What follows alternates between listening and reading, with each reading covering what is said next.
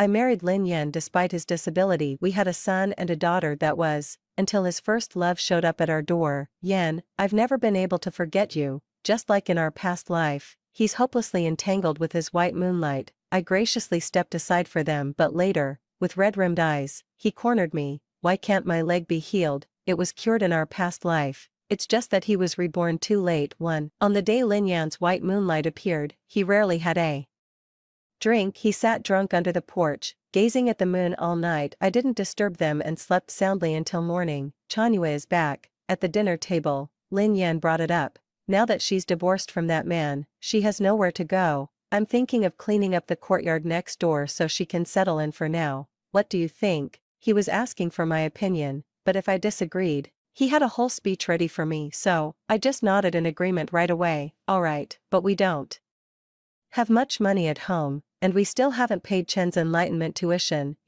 I know, I won't ask you for money, Lin Yan impatiently interrupted me. The next day, I found that the famous painting in his study was gone. It was his most cherished piece, and the last one that could be sold. It was replaced with various furniture and items, which were moved to the courtyard next door. Chanyue stood in the middle, looking incredibly charming. The one she was wearing was likely the latest style from the tailor's shop. Became aware of my gaze. Chanyue's gaze traveled over the low wall and settled on me too. Sister Zhaowan, I apologize for the intrusion, speaking humbly with words, but with pride written all over the face. That's good to know. I only replied with 4 words and turned to head to the kitchen. In the evening, Lin Yan returned with Chanyue. She cowered behind him. Are you still upset with me, sis? Before I could speak, Lin Yan spoke up. You're welcome here. Please stay as long as you like, and don't feel like you're a burden. Brother Yan is so good to me. Chanyue looked at him with her big, watery eyes. I couldn't be bothered with them and called my son and daughter to come eat. Lin Yan looked embarrassed for a moment,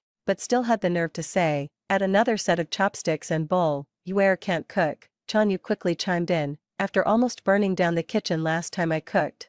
Brother Yan won't let me do it anymore. A girl's hands are delicate, they should be well protected. Lin Yan frowned and looked over, but ultimately said nothing. Chinner said in a childish voice, but father also said that people should have the most basic survival skills, or else they're useless. Chanyue turned pale, and Lin Yan reprimanded sharply, Chinner, mind your manners. I ruffled Chinner's hair. Let's eat. No talking at the table or in bed. After dinner, pack your things yourself. I'll take you to the tutor's first thing in the morning. Yes, mother, he replied crisply. There were clearly tears in his eyes, but he stubbornly lowered his head, refusing to let me see. My once tranquil heart was stirred by ripples of emotion, leaving a bitter, aching ache in my past life. My Chinner passed away suddenly before he had even reached 6 years of age, but thankfully, heaven granted me a second chance. 3. If I'm not welcome, I'll leave. Brother Yan, I'm sorry. I won't cause you trouble anymore. Chanyue ran out with red eyes. Lin Yan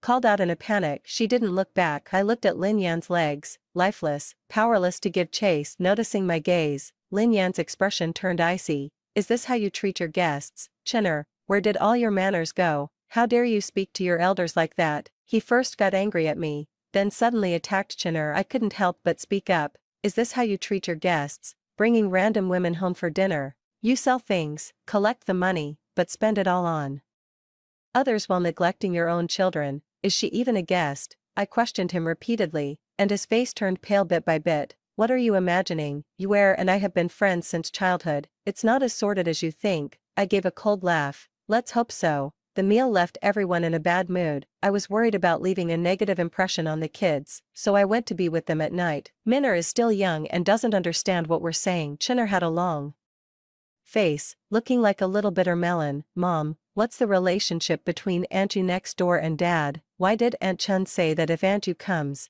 Dad won't want us anymore? 4. If Dad doesn't want us anymore, Chinner can still take good care of little sister, right? He was deeply shocked, struggling to hold back his tears. I pulled the child into my arms and gently patted his back. Good child, even without a father, you still have a mother, and we can live well together. Chinner is still young after all, and he sobbed into my embrace. I explained it to him thoroughly. Everyone has their own choices, and whatever Daddy does is his own business. Chinner is still young and can't interfere with the choices of adults. If Daddy really leaves, Mother will still raise you all very well. But doesn't Father love me? Perhaps he does, but Father can love others more. He seemed to understand, sniffling. He looked at me and asked, "Aren't you angry, mother? Don't be upset, my dear, having you, Chinner, and Minner is all I need." I held the child and rambled on for a long time. I kept going until I was sure he could accept the situation and wouldn't do anything rash in my past life. I kept Chinner in the dark about the grudges between the adults, soothing him by saying Aunt Chun was just talking nonsense until Lin Yan truly abandoned us, unable to bear the blow. He sneaked into the next door, but he was mistaken for a thief, and the one who kicked him in the chest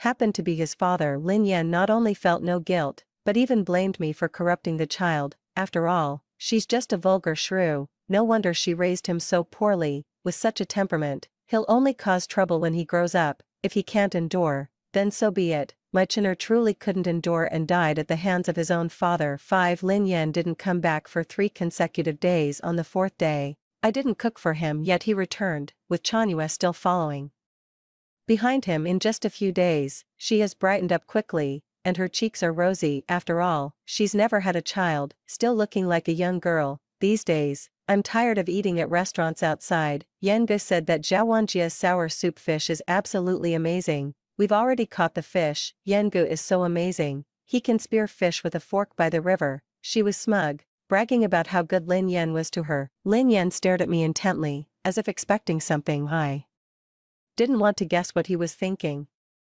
I just felt irritated. My tone unconsciously took on an edge. "You didn't say you were coming back. I didn't make any food for you, let alone for an extra person." Lin Yan's expression changed abruptly, and he said coldly, "Since when do I need to give you advance notice to come home for a meal?" I put my bowl down with a loud thud. "Of course we should. All the work from the past 3 days was wasted. Our household provisions are limited. We can't afford to waste them. Husband, you spend money treating others to meals, but have you thought about our children at home?" He was choked with emotion and momentarily lost for words. Chanua spoke up softly at that moment. "It's far better for Brother Yen to earn his own money than for some people to just sit around waiting for it to come to them. Being obsessed with money day in and day out is just so vulgar." I simply couldn't help it. I rolled my eyes. "Every piece of clothing and jewelry on you, didn't it all come from a pile of money?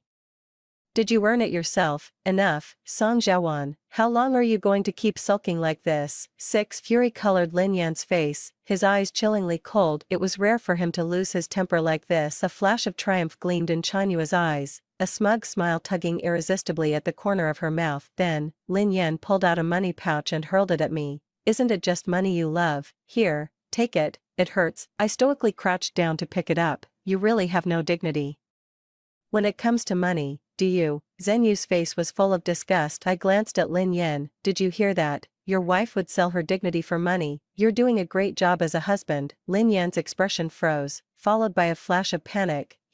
I interrupted him. "If you two are free, please go have a meal. This small place of mine isn't big enough for all of you." He paused for a moment, then quickly spoke up. "What are you talking about? This is clearly my home too.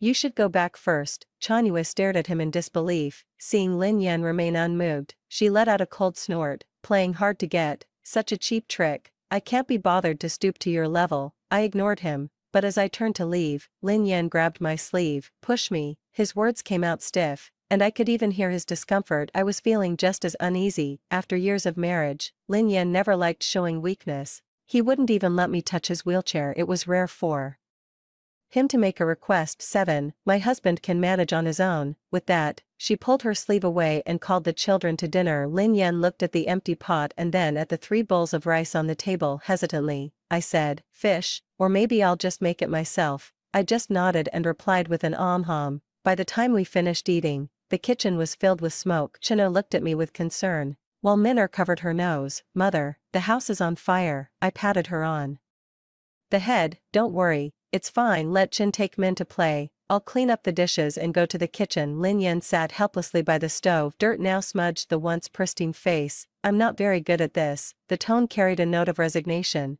tinged with a faint hint of hope. "He used to know how. He just stopped doing it after he married me." "It's alright, you'll learn how to do it eventually." In his past life, after he got together with Chanua, he gradually learned how to do it again. Just as Chanua said, he couldn't bear to see her cook, so he took the initiative to do it himself. "Are you still mad? If it bothers you, I won't contact her anymore." "Yes, it does bother me, I replied calmly, and he looked stunned, not expecting me to be so straightforward. Before he could even speak, I added, I am not a generous person. When my husband gives money to others, he is taking it away from our own children. I mind very much. His brow furrowed slightly. Just the money.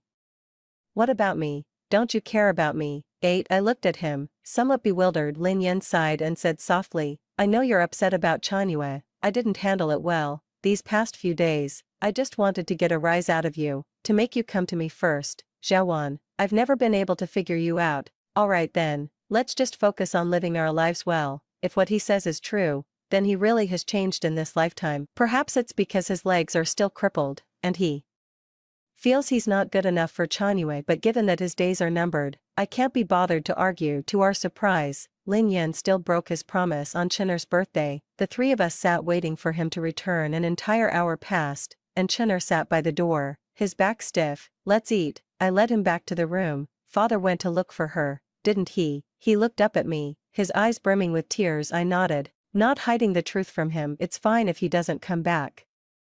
We're waiting, just so Chinner and Minner can face reality and let go of their foolish hopes. It's alright, mother. Chinner isn't sad. In her days, a small hand was slipped into her palm. Chinner held my hand firmly, a smile spreading across his face. I gently rubbed his little head. Happy birthday, my Chinner. May you grow up healthy and happy. Thank you, mother. I handed him the gift I had prepared long in advance. A set of the 4 treasures of the study. Minner came running over with a pout. Mother, where's my gift? Chinner hurriedly pulled a small box from his robe and offered it to her. Big brother has prepared it for you. Big brother is the best. Minner rushed over and hugged him, and the two of them laughed together. It wasn't until after we had eaten and the 2 kids were fast asleep that Lin Yan finally arrived. His face was filled with remorse. Chanyue is in trouble. I can't just stand by and do nothing. 9. I coldly cleared the dishes, but he suddenly grabbed my wrist. Did you hear me? I gave a cold laugh. What's happened to her that she needs a disabled person like you to help? Song Xiaowan, feeling his pain, Lin Yan shouted angrily. I withdrew my hand and said calmly, let's part ways. I'll let you both be. I had intended to endure until after his death, but seeing Chinner's disappointed eyes, I couldn't help but want to take the child away. What did you say? Lin Yan doubted he had heard wrong, so I repeated it again. He was stunned for a long time before angrily leaving with a whatever. We're in a cold war. During this time, he and Chanyue were often seen together, sparking rumors among the neighbors. Chinner went from being heartbroken at first to now ignoring it. Minner doesn't care at all, just daily pestering her brother for this and that. I quietly went about settling my shops and assets that day. Lin Yan, in some inexplicable fit of madness, barged into my room in the dead of night and cornered me. My leg, why didn't you heal my leg? His eyes were fixed on me, bloodshot and burning with a crimson intensity.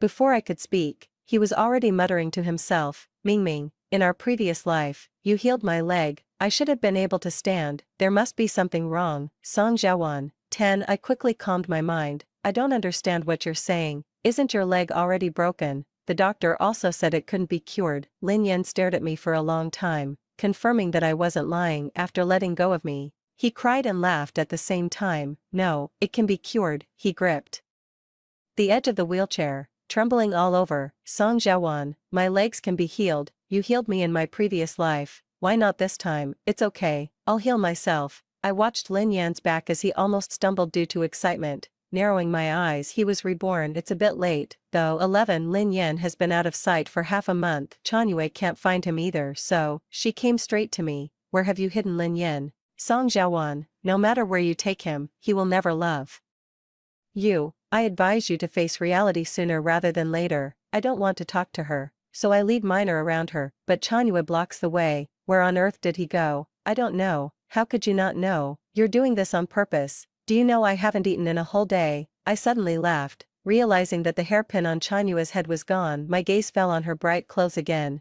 and I said calmly, this outfit will keep you fed for a few more meals. But I glanced at the yard behind her. I'm selling this yard. You'd better leave quickly. Who do you think you are? Because this courtyard is mine. Lin Yan had little wealth to speak of. After his family's fortunes declined, all that remained were some books and paintings, most of which he had sold off over the years. On the surface, the money went towards daily expenses, but in reality, I secretly saved it to acquire property. This house was left to me by my father. I have the right to decide what happens to it. You're insane. Just wait until Brother Yin gets back. You'll pay for this. Admit it. Song Xiaowan, you're just jealous of me. What does it matter that you've given him 2 children? The one he likes is still me. I glanced at Lin Yan returning dejectedly from not far away, and the corner of my mouth curved up. So sure of yourself. If Lin Yan hadn't been reborn, I would have believed it, but now, he is Lin Yan, reborn. 12. Upon seeing Lin Yan, Chanyua's eyes immediately welled up with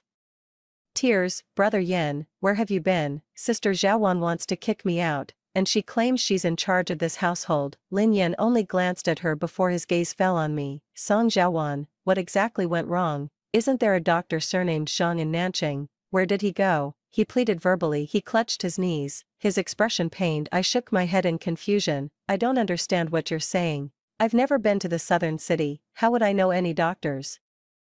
Brother Yin, Chanyue was unwilling to give up, tugging at his sleeve again, her voice becoming more choked. Lin Yan's expression turned cold, and he pulled his clothes away. Please leave, Miss Chan. His sudden coldness was more than Chanyue could bear. Brother Yin, are you abandoning me? Did she force you into this? Song Xiaowan, you bitch, what did you say to Yan Gij?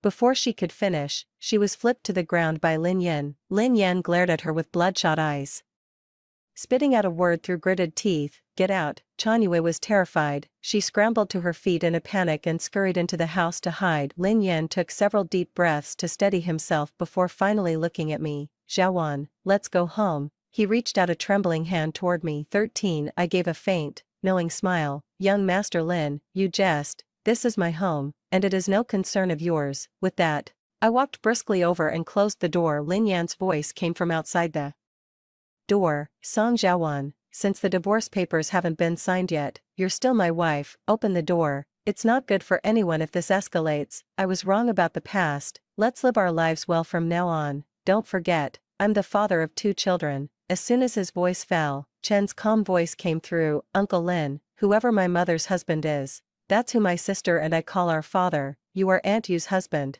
so naturally, you are not my father. Lin Chen.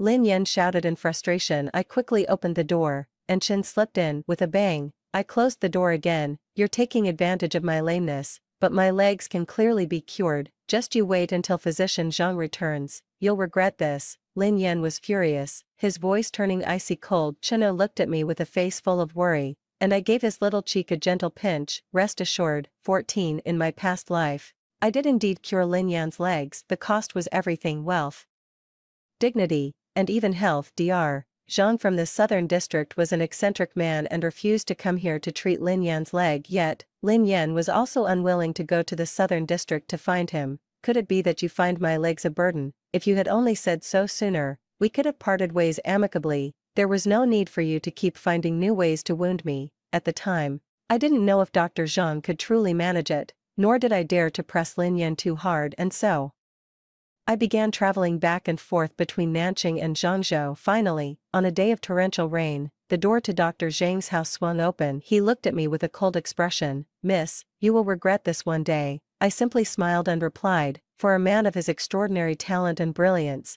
losing his legs must be unbearable. If he can be cured, I will accept it, even if he leaves me. All I could think about was Lin Yan. How Dr. Zhang finally agreed. He lived with us for half a year. Money was spent like water. My dowry, Lin Yan's paintings and calligraphy, all of it was spent. The day Lin Yan regained feeling in his legs, he trembled with overwhelming emotion. He said, Xiaowan, thank you. Looking into those eyes, bright as a sky full of stars, I knew it was all worth it. I just want you to be well. Once he was finally able to walk again, Dr. Zhang set off on his journey. Lin Yan said with a smile that he should stay for the wedding feast. Yes, he wants to marry me all over again. Last time was too rushed. Let's make this one more ceremonious. He was to hold the wedding ceremony, to be witnessed by the villagers and neighbors, yet nothing could withstand Chinua's return after 4 years. 15. After failing to find any leads on Dr. Zhang's whereabouts, Lin Yan came to see me once more. You really don't know anything? No, that can't be. He gripped my hand tightly. It was all my fault in our past life. Xiaowan, please forgive me. Lin Yan, so meek and submissive, was a novel sight. Under his gaze brimming with hope, I crouched down and leaned in close to his face. What in your past life did you do that requires my forgiveness? He froze, his expression twisting into one of anguish. It's all in the past, at least there's a chance to start over. He quickly talked himself into it. Get out. A shout came from the neighboring yard, and we turned our heads to look. Chanyu was thrown out, baggage and all. Her eyes lit up when she saw Lin Yen. Brother Yen, they're trying to throw me out. Brother Yen, please, save me. Tears welled in her eyes, her pale little face a picture of pitiful misery. The woman who was shooing her away stood in the doorway, hands on her hips, and shot Lin Yen a contemptuous glance. Then, she spat in disgust. Shameless wretch, living off others, eating their food, sleeping under their roof, and still you have the gall to try and seduce another woman's husband. I've lived for decades, and I've never seen someone as shameless as you. Madame Song has already sold this courtyard to me. Get as far away from here as you can. If you keep crying and whining at my doorstep, don't blame me for hitting you. She raised her hand, and Chanyue instinctively shrank her neck. Lin Yen indifferently averted his gaze, his slender fingers hooking onto the hem of my clothes. Jiawan, why are you looking at someone who doesn't matter? It's just as well if you don't remember. Anyway, I'll treat you well from now on. 16, Brother Yen, Chanyue. Couldn't believe Lin Yen would ignore her. Big teardrops fell one after another onto the ground. I turned to look at Lin Yen. What happened in your past life? You don't seem to like Miss Chanyue anymore. His expression changed, a flash of ruthlessness quickly passing through his eyes, but it only lasted a moment before he returned to his gentle demeanor. It's nothing. I just suddenly realized that my wife and children are more important. I smiled and pulled my hem back. All right, let's go home. Lin Yan's face lit up with joy. He became attentive, sold the last few valuable items left in the study. All the money was given to me. He worked from early morning till late at night, writing poems and painting for others. With his reputation for talent, he earned a handsome fee. I watched as the growing income was gradually converted into banknotes. It wasn't until Chinner's placement at Nanshan Academy was confirmed that I hurriedly packed my belongings, planning to leave Zhangzhou when Lin Yan stumbled home. The carriage had just been loaded. His face was pale as he forced a smile. Where are you going? Did you forget to tell me? But it's okay, good thing I'm back. 17 Lin Yan was on the verge of tears, yet I smiled and looked towards Chanyue in the distance. She glared at him with hatred in her eyes. Brother Yan, give it up. She won't take you with her. Get lost. Before Chanyue could even touch him, Lin Yan pushed her away forcefully. She fell to the ground, but grinned viciously.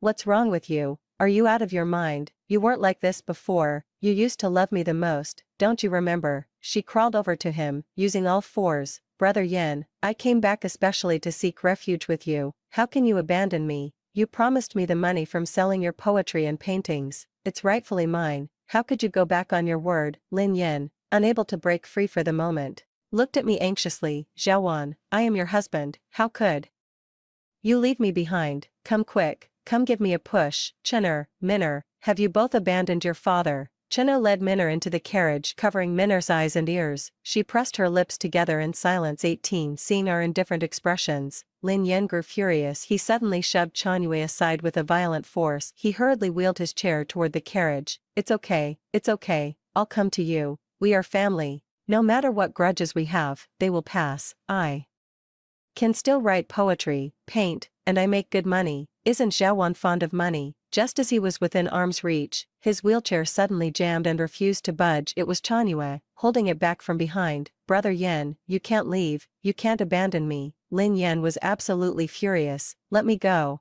I will never trust you again. If it weren't for you, my child would still be alive. If it weren't for you, Jiawan wouldn't have left me. Chanyue, you venomous woman, just days ago, she was the cherished moonlight in his heart, and in an instant, she became a venomous woman. Chanyue didn't understand, her face a mask of shock and bewilderment. Lin Yan's hatred for her was so immense, it left her stunned on the spot. My grip loosened before I knew it. Freed, Lin Yan was before me in an instant. He reached out to me, his face full of hope. I am your husband. Without me, where could you possibly go? If you force my hand, I will go to the authorities. Do you truly wish to ruin Chinner's future? Jiawan, please listen to me. I promise I will treat you both well. As he watched with eager anticipation, I drew the divorce papers from within my robes. The two large characters, Lin Yen, were written there, plain as day. How could that be? I never signed it. Lin Yen flatly denied it, but I laughed. You can go to the Yamen and file a complaint, let them verify its authenticity. Can't you even recognize your own handwriting?" He was struck dumb, frozen in place. I'm sure he remembers now. The divorce papers were signed when we were at our best. Under false pretenses, I stood at the front of the carriage, looking out at the villagers. Today, I have divorced Lin Yen, and we are now strangers. With that, my gaze settled on him. Since his heart belongs to another, I won't force the issue. I only wish for you two to be together, for all your lives to come, Song Jiawan. I turned and ducked into the carriage, ordering the coachman to drive on behind me. Lin Yan's voice was hoarse with desperation, but even the loudest cry must eventually fade so long as I put enough distance between us. I've been waiting for this day for far too long. 20. I bought a house not far from Chinner Academy and set up some businesses without the expense of Lin Yan's leg treatment, plus the money he's earned over the years. It would be enough for the three of us to live comfortably for the rest of our lives, but it's still not enough. I need to save up a dowry for Minner if Chinner makes something of himself in the future. There will be expenses to manage in official circles, so I've been busy. I was so busy that it wasn't until 3 months later that I heard about Lin Yan and Chanyue. How could Chanyue compare to Lady Song? After you left, she forced Mr. Lin to write poetry and prose, and she kept the money from the sales for herself. Poor Mr. Lin wanted to escape, but she dragged him back. They had a big fight a few days ago. What was Mr. Lin shouting about again? He blamed Zen for his suffering. But it was his own choice. How can he blame others entirely? Really? The other person rambled on and on. Chanyue truly ruined him, but not in this lifetime. It was in a past life. 21. When Chanyue sought him out in that past life, Lin Yan's legs had long since fully healed. The white moonlight of youth still shines brilliantly. His gratitude and guilt towards me faded away with each tug, until both of his children died one after another. Song Jiawan, you should think about whether you did something evil that led to the misfortune of your children. You can't even take care of your own child. This isn't my fault. Yue was just washing clothes by the river. If she hadn't seen Minner fall in and called for help, you might not even have found a body. Don't slander her. She would never harm my child. I was heartbroken and divorced him, but he was too busy distancing himself from this situation. You healed my leg, but don't use that as leverage to demand favors. Even without you, I would have healed myself eventually. He passionately pursued his love for Zen Joy. However, he was denounced on the day he passed the imperial exams, so the so-called Zen-like contentment was not a mutual separation after all. Fearing that her husband's family's downfall would implicate her, she fled under cover of night. In truth, she was the wife of a disgraced official. Lin Yan's moment in the sun ended before it ever truly began. How could this happen? I hid among the crowd, watching him host the banquet, and also watching him fall into desolation, but that's not enough. 22. 3 days later, Lin Yan and Chanyu both met their end in the mass graves. Their bodies were drained of blood, giving off a foul, unbearable stench. Covered in blood, I walked deeper into the river, toward the unfathomable abyss. Chinner, Minner, your mother is coming to find you. Before that, 3 years of butchering pigs, I transformed from a woman too weak to harm a fly, to one whose blade fell with precise and powerful strokes. The calluses on my hands were tough as leather. Finally, I slew my enemy with my own hands. It's such a pity about my 2 children. My Chinner was so sensible. Just before he died, he held my hand and said, "Mother, don't cry. I'm not afraid. Wait, in the next life, I'll still be your child. Mother must come find Chinner." Minner was even more pitiful.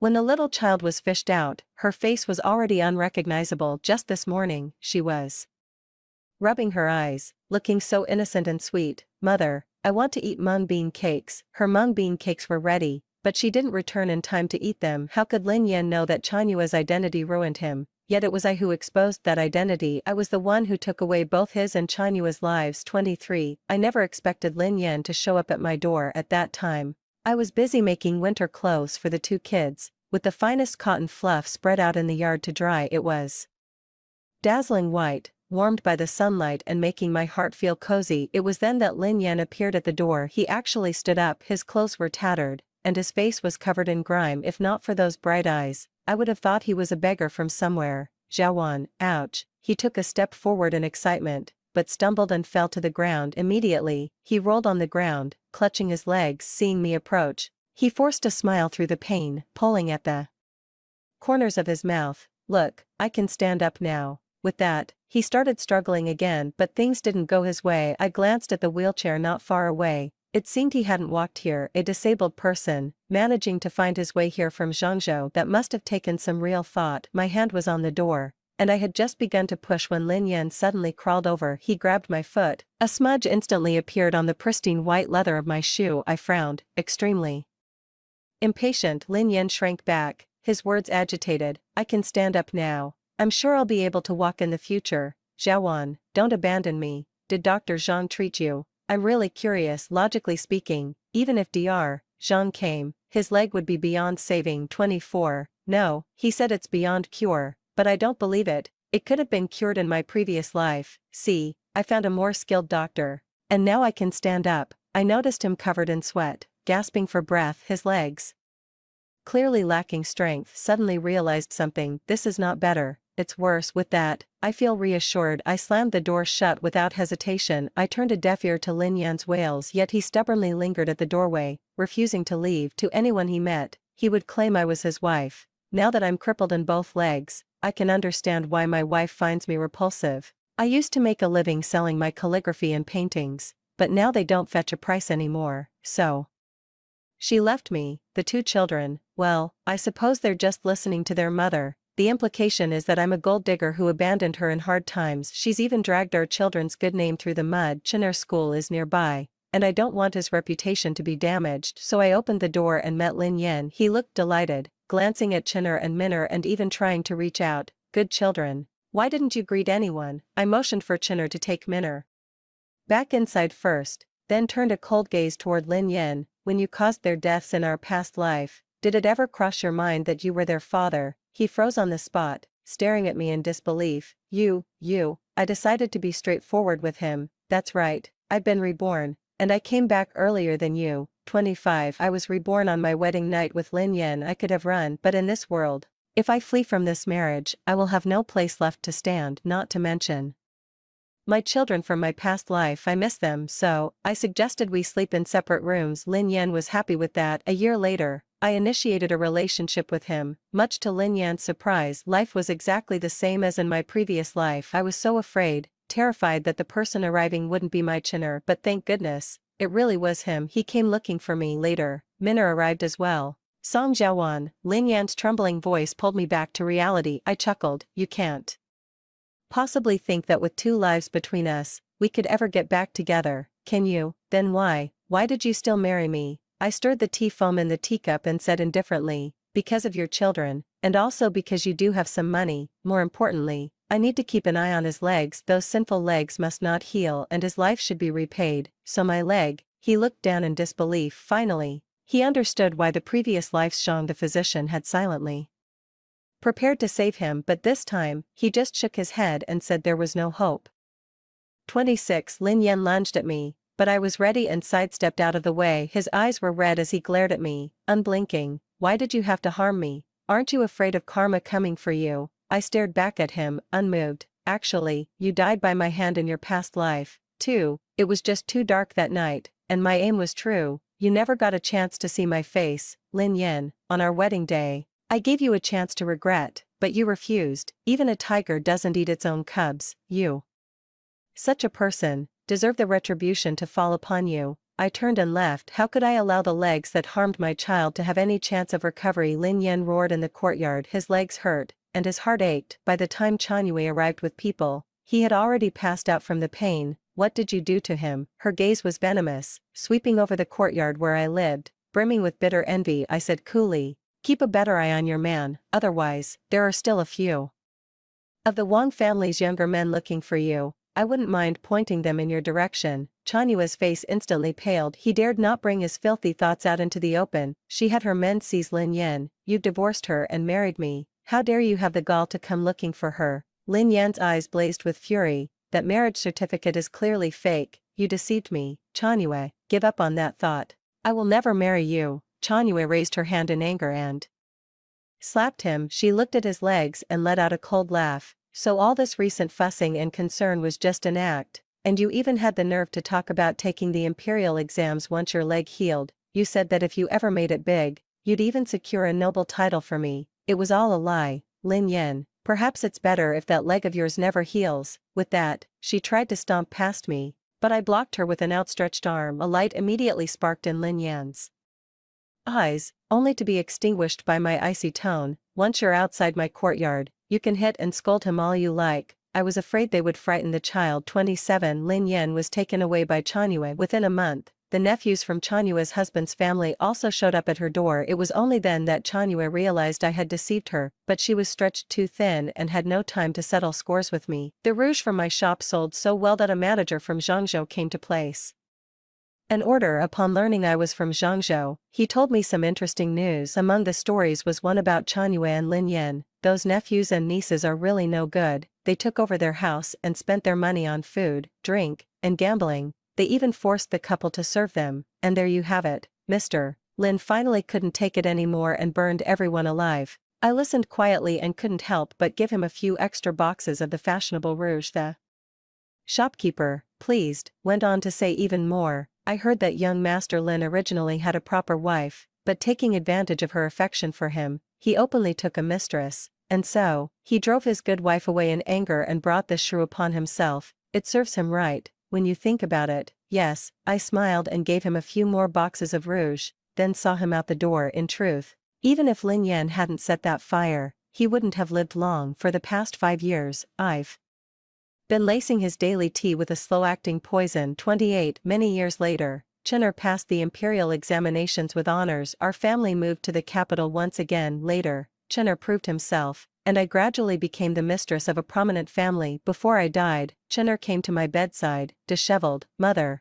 I had a dream. I dreamt I went back to my childhood, got kicked by father, and then, I interrupted him. If it's true, would you blame me for coming back to find you? Chen'er knelt on the ground, holding my hands. How could I? It's my greatest fortune to be your child. That's good, that's a relief. And, story 2, my mother-in-law was critically ill, waiting for my husband to sign the surgery consent, yet he was busy trying to win back his first love who was about to move abroad. I pretended to panic and called him, only to have him hang up as I watched my mother-in-law take her last breath. In my past life, when I managed to inform him about her condition, he immediately left his first love and rushed to the hospital. He arrived too late, only to find his mother's lifeless body. The white moonlight vanished from his life forever after that. Though my husband claimed he didn't blame me, on the 7th-day memorial, he knocked me unconscious and dragged me to the tombstone. The dagger plunged into my heart as he viciously twisted the hilt. His eyes burned crimson as he watched my mangled,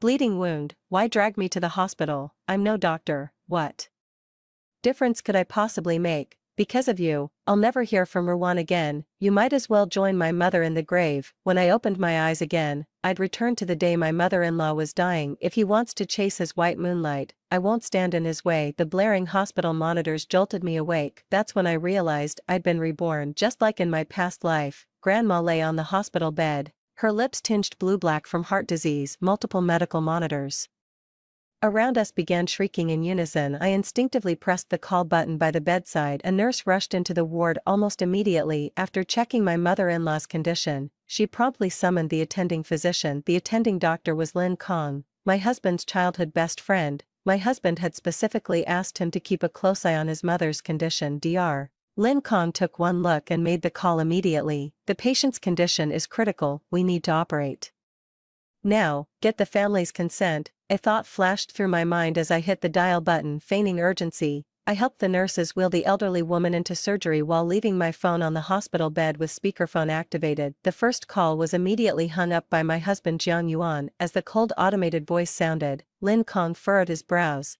Jiang Yuan didn't answer. Keep calling. We can't proceed with the surgery without his signature on the consent form. Hospital policy. Even I can't make exceptions for him. Feigning panic, I nodded and dialed my husband's number again. This time he didn't hang up, but his tone was dripping with irritation the moment the call connected. What do you want now? Didn't I tell you to stop calling? The hospital's full of people. Why do you keep bothering me? The same icy detachment from our past life made my eyes turn frosty in an instant. I remembered the vicious look on his face when he laid hands on me in that previous life. I started explaining. Are you with Jiang Rewan? You need to come over. Mom's condition isn't looking good. On the other end of the line, he took a deep breath and raised his voice several octaves, shouting angrily, every damn day it's the same story. How many times have I rushed over only to find Mom perfectly fine? Does mom suddenly take a turn for the worse every time I step out to be with Rowan? What kind of act are you pulling here? Can't you survive without me for 5 minutes? If it's that serious, call the damn doctors. What am I supposed to do, perform miracles? I told you I've got things to handle today, stop bothering me. As the words fell, Jiang Ruwan's voice came through the other end. Did something happen to your mother again? Go ahead, don't worry about me. I shouldn't keep disrupting your life anymore. Let's not contact each other from now on. Before I could say another word, he abruptly hung up the phone. My nails dug deep into my palms with such force that my knuckles turned white and trembled as expected.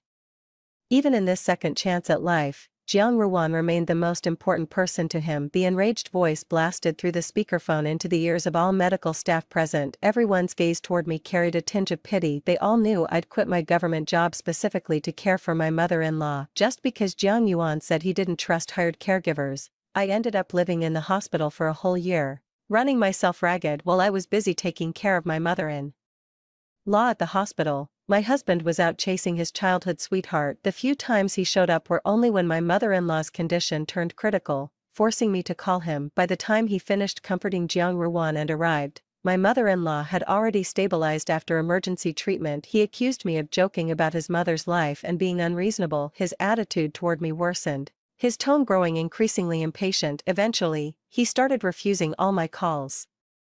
Altogether, during several critical moments, it was always Lin Kang who couldn't stand by and contacted him on my behalf. At first, Jiang Yuan could still abruptly leave his date with Jiang Ruwan to rush to the hospital, but after several false alarms with his mother-in-law, Jiang Ruwan grew increasingly distant toward him. She accused him of neglecting her. Eventually, he stopped believing even Lin Kang's words. Convinced he'd been betrayed, I went through all sorts of dramatic schemes just to win him back. The classic cry wolf scenario played out perfectly between us, but this time, I'd rather he didn't show up at all. Let his precious white moonlight take the blame for my mother-in-law's death. Lin Kang's expression darkened as the call ended. I'll buy us time with emergency measures. Keep trying to reach them. This surgery can't wait. With that, he turned and strode into the operating room. The nurse placed the surgical consent forms in front of me with an apologetic expression.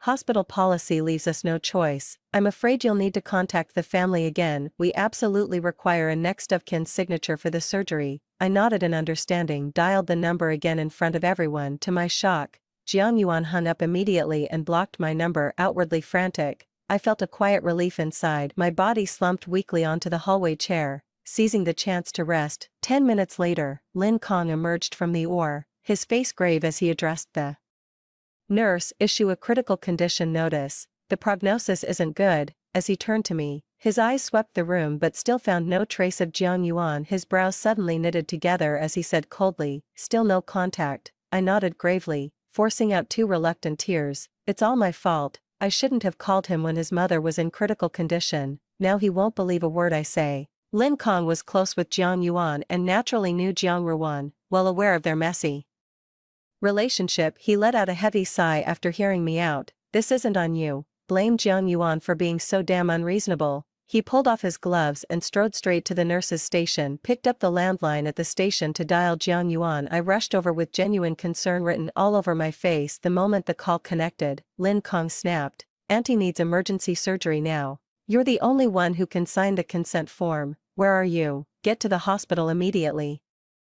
The line was noisy. Jiang Yuan seemed to be driving to the airport, chasing after someone. He didn't even take Lin Kang's words seriously. "You're at the hospital keeping watch. What could possibly happen to my mom? Zhang Yao putting on an act is one thing, but why are you enabling her? Don't you know Ruwan's leaving today? If I don't go after her now, I'll never see her again. I already missed my chance 5 years ago. I won't make the same mistake again. I know you favor Zhang Yao, but I refuse to spend my life with a woman I don't love. That's all. I need to drive now. Goodbye." Lin Kang's fury had nowhere to go. His eyes widened in disbelief that Jiang Yuan would dare ignore him in an instant. His eyes burned crimson with rage, his chest heaving violently. His fingers kept jabbing at the redial button with desperate force, yet each repeated call only met the same mechanical tone of disconnection. The fury in his eyes slowly gave way to disappointment. It all dissolved into a heavy sigh in the end. A feeble fist thumped against the desk. My voice cracked with desperation as I begged the nurse on duty to lend me her phone,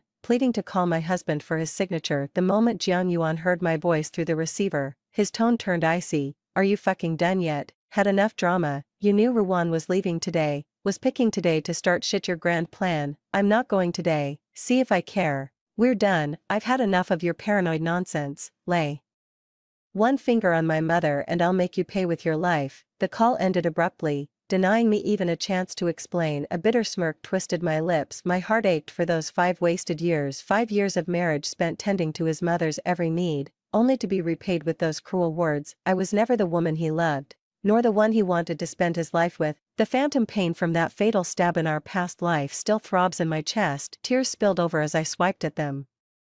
With trembling fingers, the operating room echoed with nurses' frantic screams as Lin Kang's name was called repeatedly. He finally gave up completely on reaching Jiang Yuan. Turning around, he strode resolutely into the operating room. The bold letters, "Critical Condition Notice," on the table glared ominously. I took a moment to steady myself before sitting back down. After consulting a lawyer to draft divorce papers, I arranged funeral services for my mother-in-law. Soon after, the operating room lights went dark. Lin Kang wearily removed his mask and shook his head at me.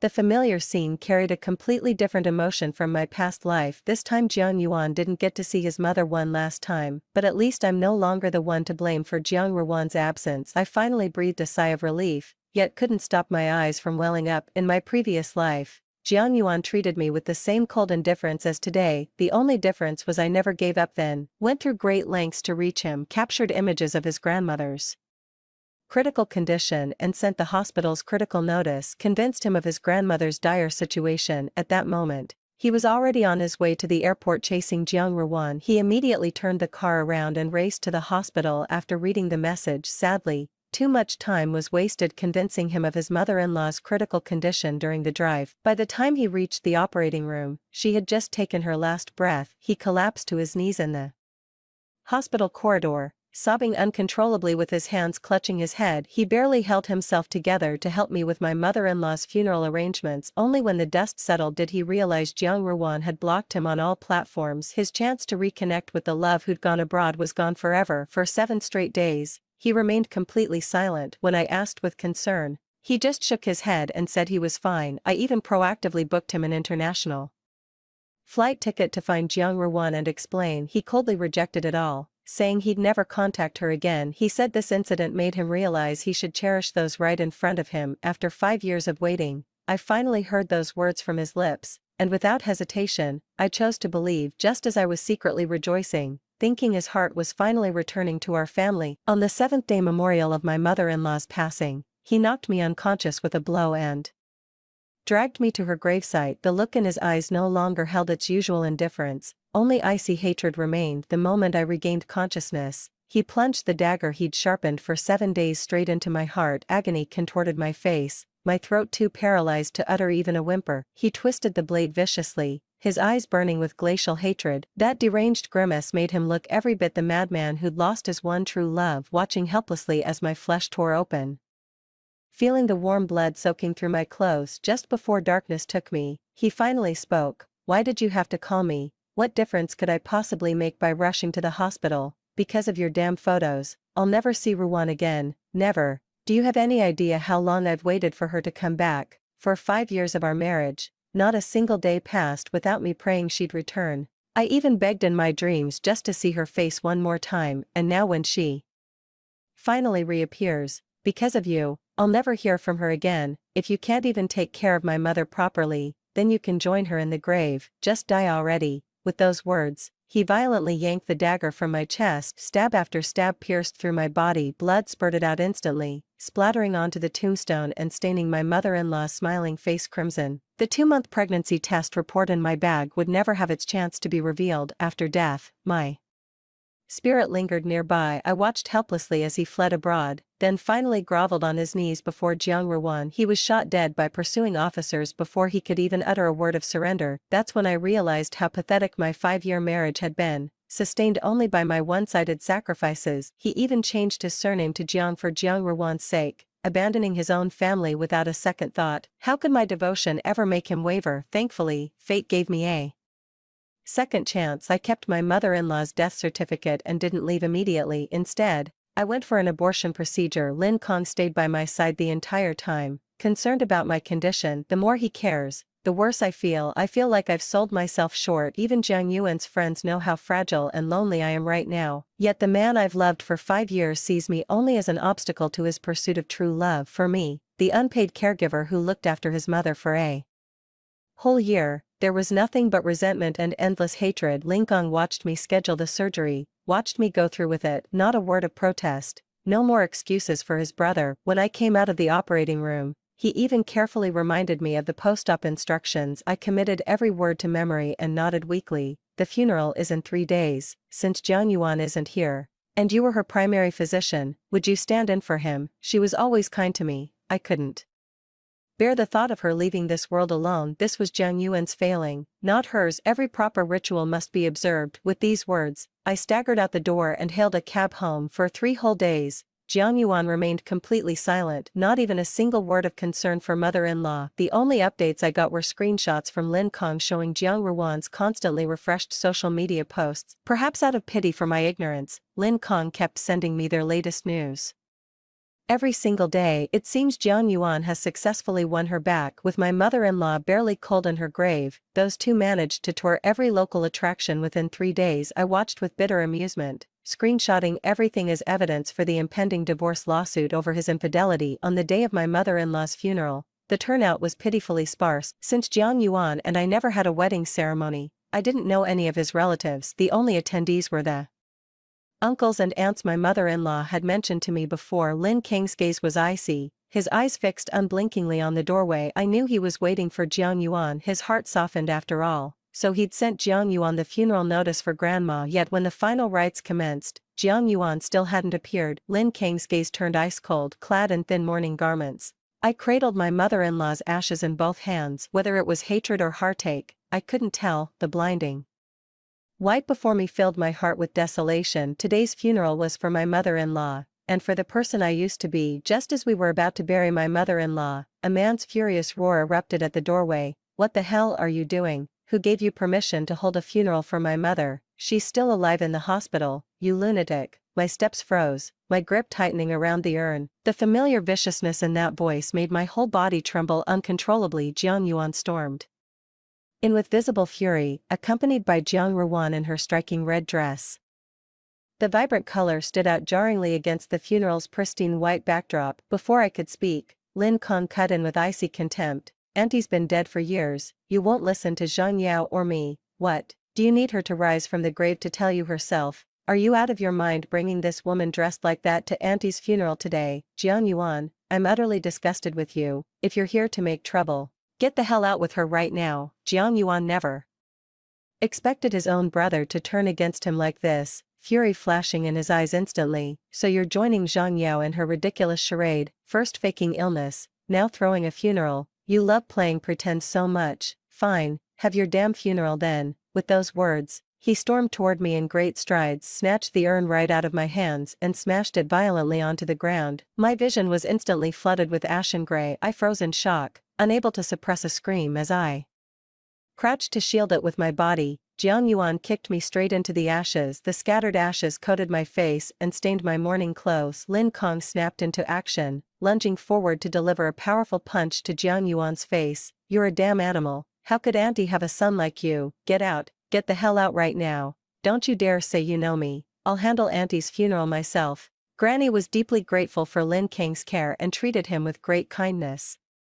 When relatives visited, she specifically asked them to bring Lin Kong many local delicacies. How pathetic that even an outsider knew how to let Granny pass in peace. The son she raised with her own hands shattered her ashes urn for another woman. Jiang Ruwan rushed forward to stop him, but Lin Kong shoved her to the ground. Her hand was slashed by the broken urn, the wound deep enough to expose bone. Jiang Yuan's eyes instantly turned bloodshot. He turned to help her up. Just as he rolled up his sleeves to throw a punch, Lin Kong pulled out the grandmother's death certificate from his pocket and slammed it against his face. Jiang Yuan caught the paper, his entire body trembling with rage that nearly consumed his sanity, ready to tear it apart without even a glance. As his hands froze midair, his gaze locked onto the bold words, death certificate. His movements stiffened, eyes widening in an instant. His face was a mask of utter disbelief. Her lips trembled faintly. Jiang Ruwan's eyes flickered twice, seeing the man still motionless. Tears welled up in her eyes the next instant, a pained cry escaped her lips. She turned to me with choked sobs and spoke, "Zhang Yao,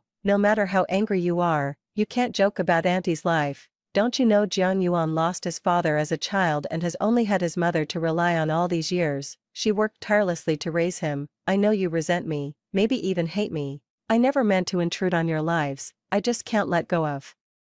Jiang Yuan, if my presence truly offends you, I'll leave tomorrow. You'll never have to see me again." Watching her tear-streaked face and clumsy acting, I couldn't help but curl my lips in a cold smirk. Turns out she knew exactly how much Jiang Yuan's mother meant to him, yet she deliberately chose to make trouble during the year his mother was hospitalized. She turned the household upside down with constant turmoil. The poor woman passed away in the operating room without even getting to see her son one last time during that year in the hospital. The couple barely had any time together. Many nights when I returned from fetching water, I'd find my mother-in-law sobbing quietly under the blankets, afraid of disturbing other patients. She'd even bite her hand to stifle any sound, yet all I could do was watch helplessly. Jiang Yuan had already started ignoring my calls by then. Even when he did pick up in rare good moods, the moment I mentioned his mother, he'd accuse me of being jealous, and using her illness as an excuse called me disgusting and selfish. Compared to his precious Jiang Ruwan, I wasn't even fit to hold a candle to her. Yet he conveniently forgot who was running around taking care of his mother during her hospitalization. Jiang Ruwan always received his unconditional favor,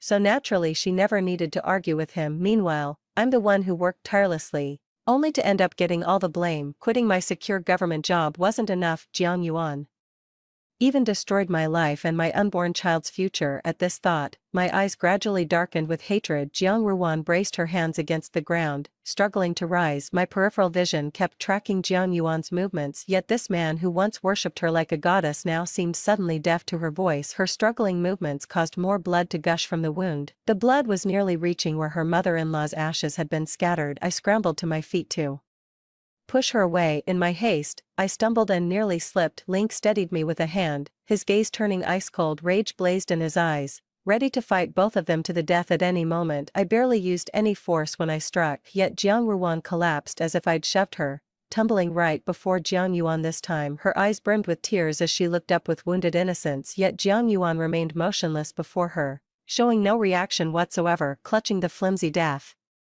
certificate with white-knuckled intensity, she stared holes through the paper with wide, burning eyes. Jiang Ruwan couldn't help but reach out to gently tug at his trouser leg. Before she could utter a word, Jiang Yuan's hoarse roar tore through the air. "Get out, get the hell away from me." His head snapped up, meeting Lin Kang's tightly controlled fury. He demanded through gritted teeth, "Is this true? You'd better not be joking with me. You're the person I trust most. How could you conspire with Zhang Yao to deceive me? I entrusted my mother's care to you because I believed in you." Before he could finish, Lin Kang cut him off with a dark expression and furious tone. "When have I ever lied to you about your mother? Even when I lost faith in you later, I never let it affect her care. Zhang Yao and I worked tirelessly at the hospital, not to give you free time for your affair. Jiang Yuan, you make me sick. Have you forgotten how you knelt before me, begging me to pull strings for your mother's hospital bed, begging me to arrange specialist consultations? You've forgotten everything." His emotions gradually intensified, his eyes burning red with fury, pointing a finger at Jiang Ruwan who was clinging to him. His voice turned icy. "Ever since she came back, she's all you can see. Even your wife gave up her promising career and lifelong security just to care for your mother.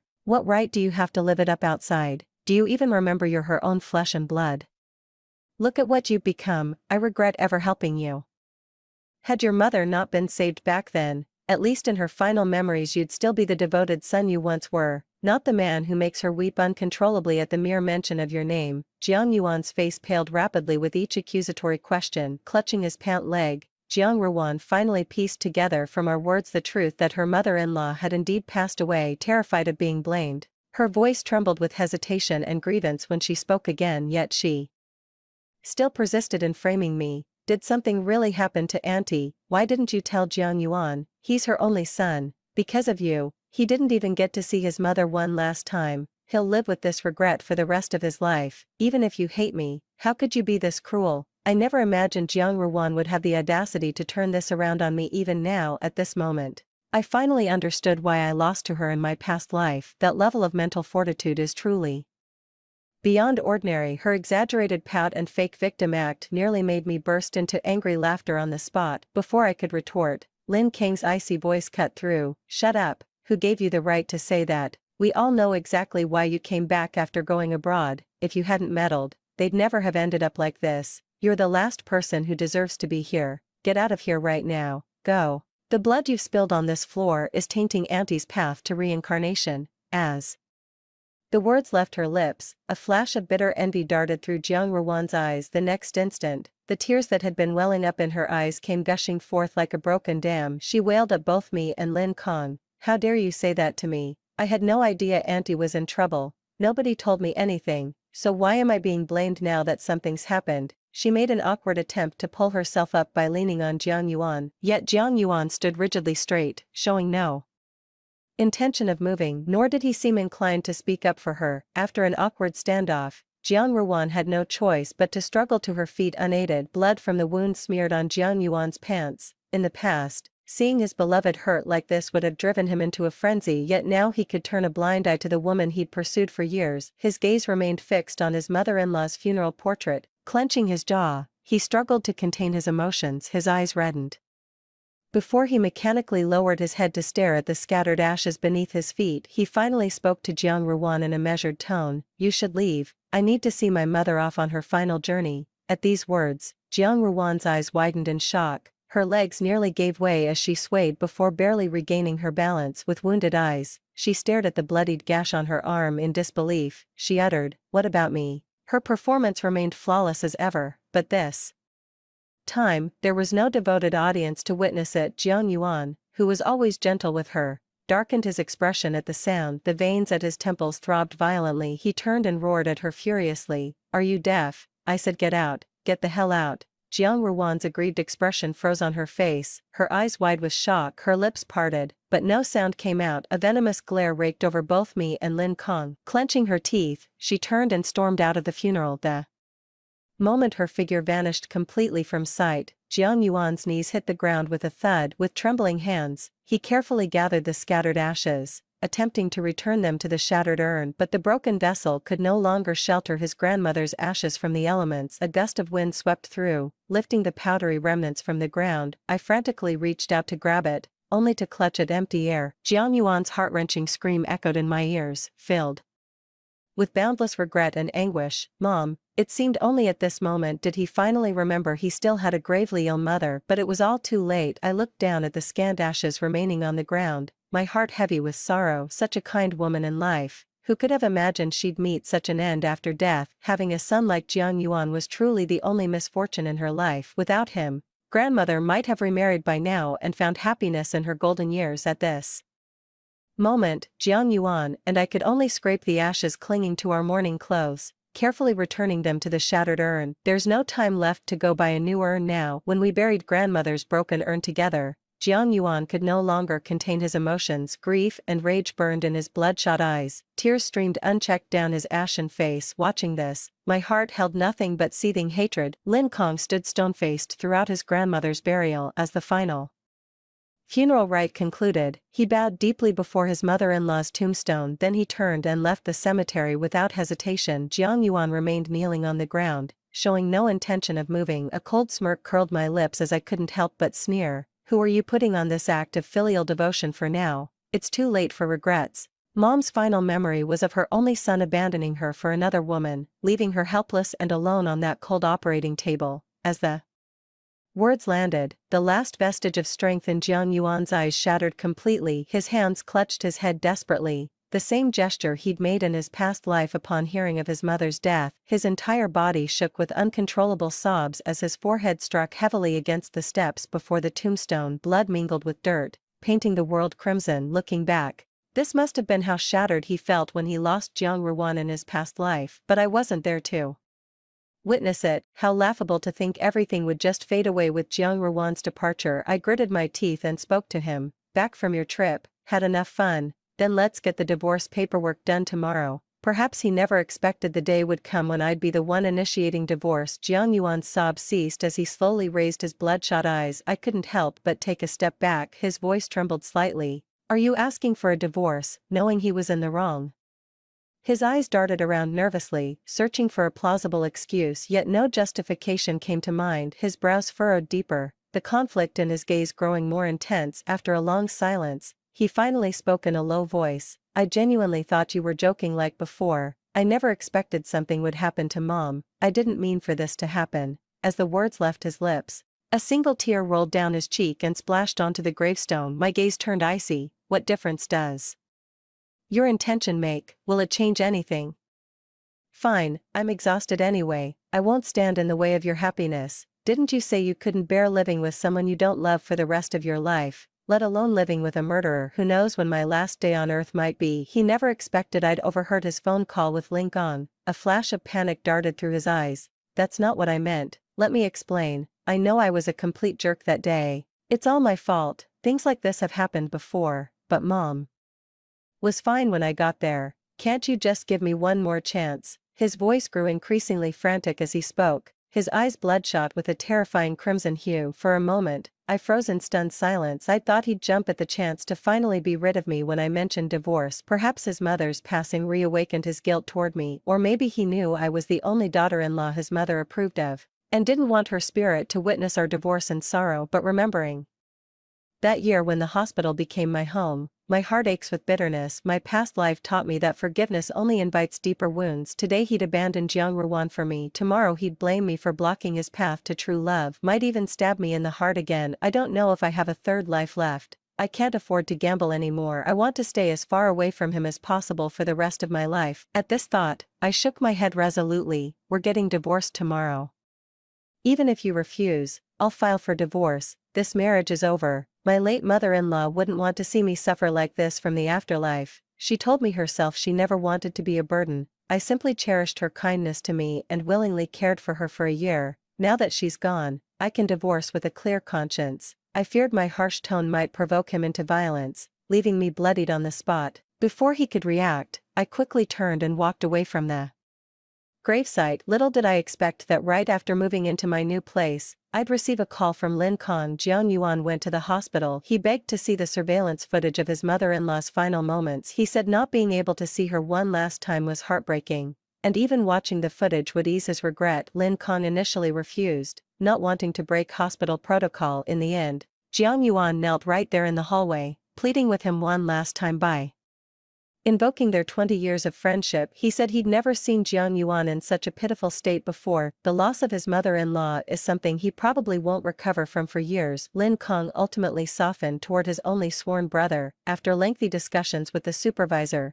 Jiang Yuan was taken to the security office to review the surveillance footage outside his grandmother's hospital room. Jiang Ruwan called multiple times during this period, but Jiang Yuan kept hanging up on her. He even saw Jiang Ruwan's threatening message about planning to leave the country again simply because he gave her the cold shoulder at the funeral. Jiang Ruwan started throwing another tantrum. She said she was already on her way to the airport, and if Jiang Yuan didn't show up this time, they might as well never see each other again. Yet Jiang Yuan remained unmoved this time. His expression grew even frostier. The surveillance footage showed me rushing up and down multiple floors, tirelessly tending to my mother-in-law's illness. He broke down and slapped himself several times in despair. As the two stepped out of the security room after reviewing the footage, they unexpectedly ran into Jiang Ruwan getting her wounds bandaged. Jiang Yuan realized he'd been deceived, connecting it to what happened on the day his mother-in-law passed away. Enraged beyond reason, he grabbed Jiang Ruwan by the hair and dragged her into the emergency exit. His hand clamped down viciously on her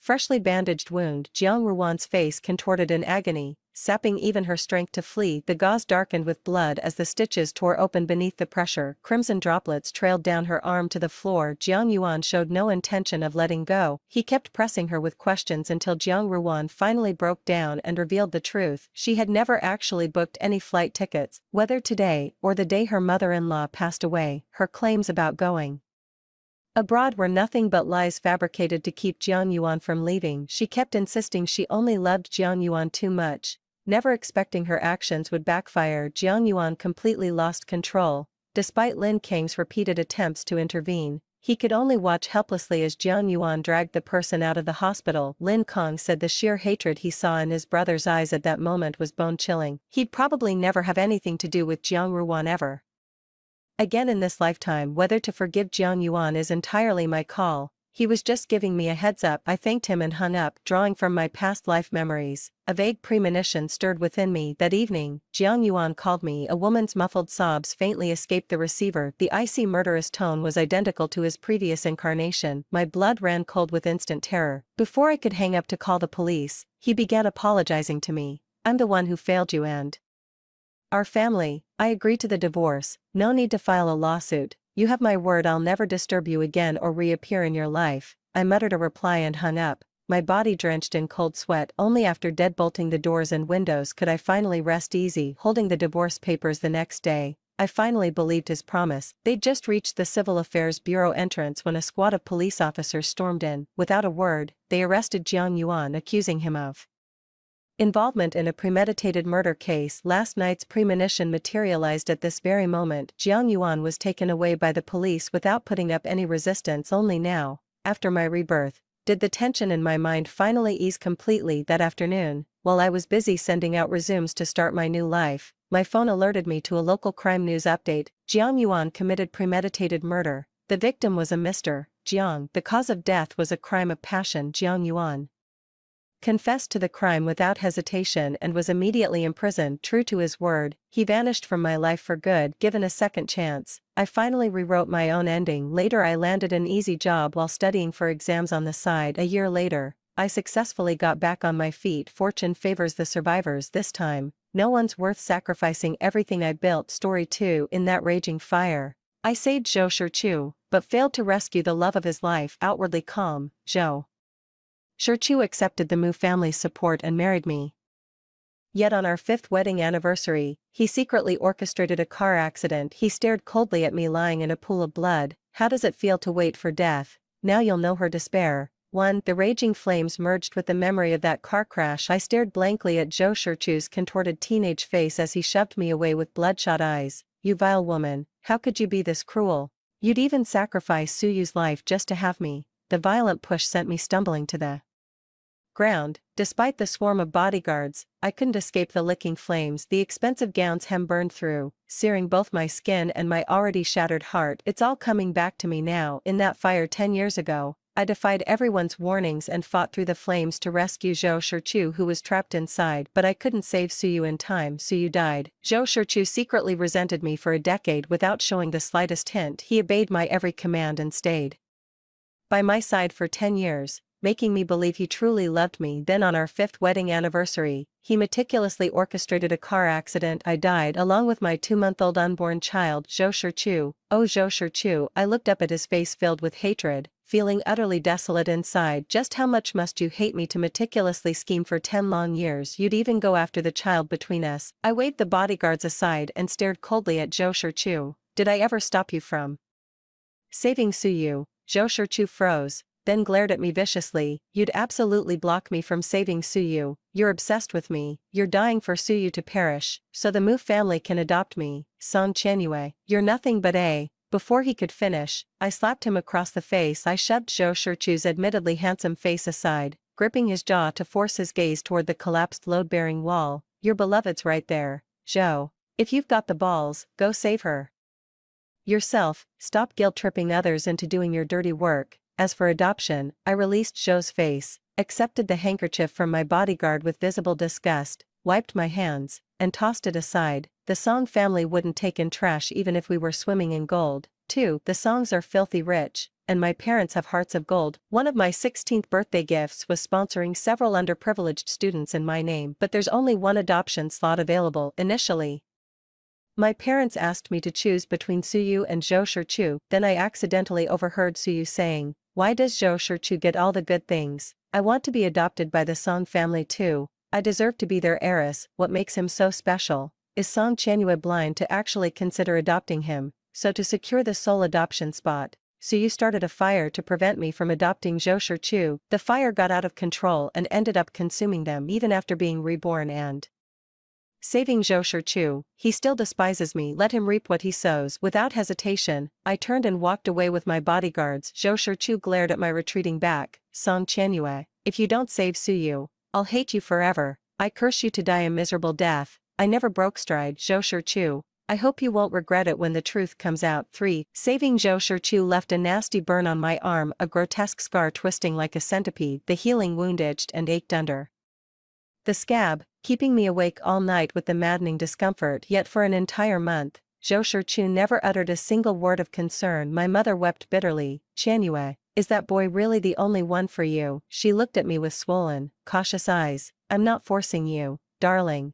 but choose a man who truly cherishes you. Look what you've suffered saving him. Has he even visited you once? In my past life, I had constant fights with my mom over my crush on Zhou Shichu. Zhou always claimed my mother looked down on him and poisoned my mind against him like a lovesick fool. I believed him and even threatened suicide to force my mother's approval. Given this second chance, I hugged my mom in remorse. I'm sorry, Mom, I was wrong. I'll never care for Zhou Shichu again. Tears streamed down my mother's joyful face as she said, Qianyue, I still support your freedom to choose love. No, Mom. Right now I just want to focus on my studies. After being reborn, I re-examined all the events of my past life. As the only daughter of the Song family, my parents constantly worried about me being left without support, which led them to consider adoption. They hoped this person would be grateful, honest, and reliable, someone they could trust to carry on after they're gone. But we all forgot, the only person you can truly count on in this world is yourself. So-called virtues like kindness, gratitude,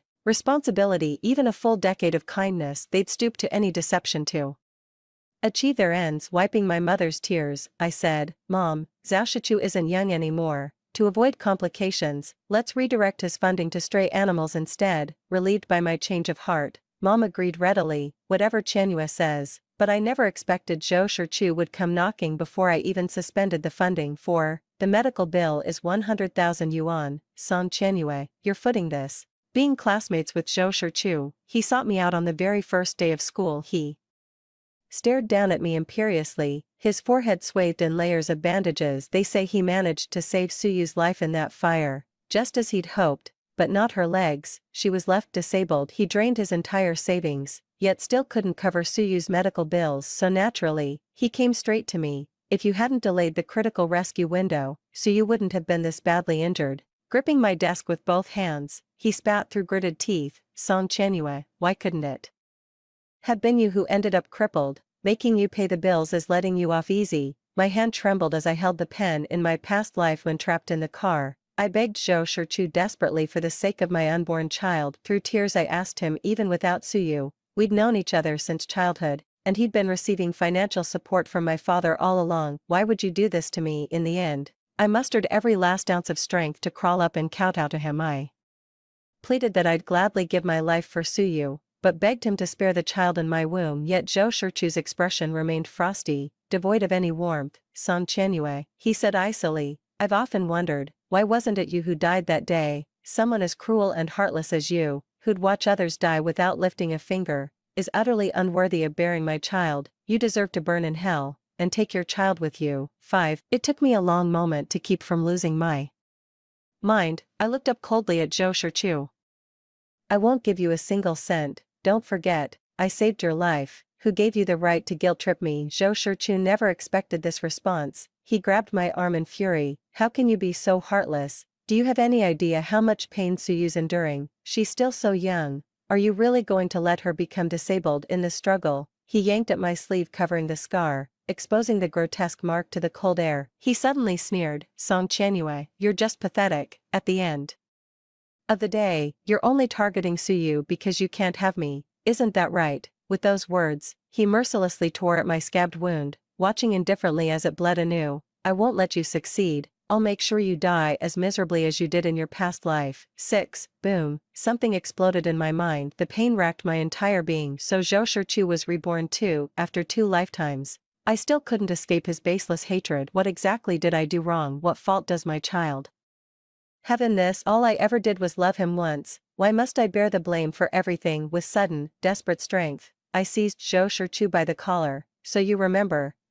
how I died, you remember everything my Song family did for you, you remember it all, yet still you do this. 2 lifetimes, Zhou Shichu, 2 lifetimes. What debt could I possibly owe you? By what right do you treat me this way? I could tear you apart with my bare hands. What have I ever done wrong? Even if I die, it's you who deserves hell. Suyu deserves hell. She got what was coming to her. Suyu was the one who started the fire. She brought this upon herself. Why pin the blame on me in both past lives and this one? I've been fighting to save people. I was even afraid Zhou Shichu would never recover. So I hid the truth about the fire from him, and what happened? He's hated me for 2 lifetimes. Why? How dare you? Rage burned through my chest as I grabbed him wildly. Zhou Shichu, it's you who'll die.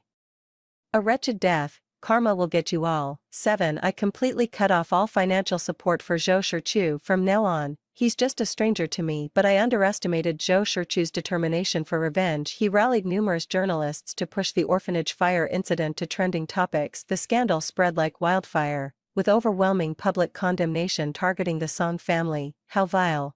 Is this how the wealthy play with human lives? Oh my god, just because people don't like her, she has to take revenge on everyone. What a vile creature. No wonder guys can't stand her. Such a malicious woman. She's the one who deserves to die. Apologize. The entire Song family needs to apologize. Even Suyu was crying her heart out to the cameras. I don't know anything. I just wanted to study hard with Shichu and change my fate. How did things end up like this? My leg. What am I supposed to do now? In the footage, Zhou Shichu held Suyu protectively before turning to glare at the camera, his voice dripping with venom as he addressed me across the screen. Song Qianyue, no matter what tricks you pull, I'll never love you. You'll pay for what you've done. 8. As public outrage reached fever pitch, Suyu seized the moment to launch a crowdfunding campaign. Every donation to her came with a vicious note. For Song Qianyue's coffin, donate $10 and Song Qianyue dies 10 minutes sooner. That bitch Song Qianyue, $50 buys her a man in hell. Some even showed up at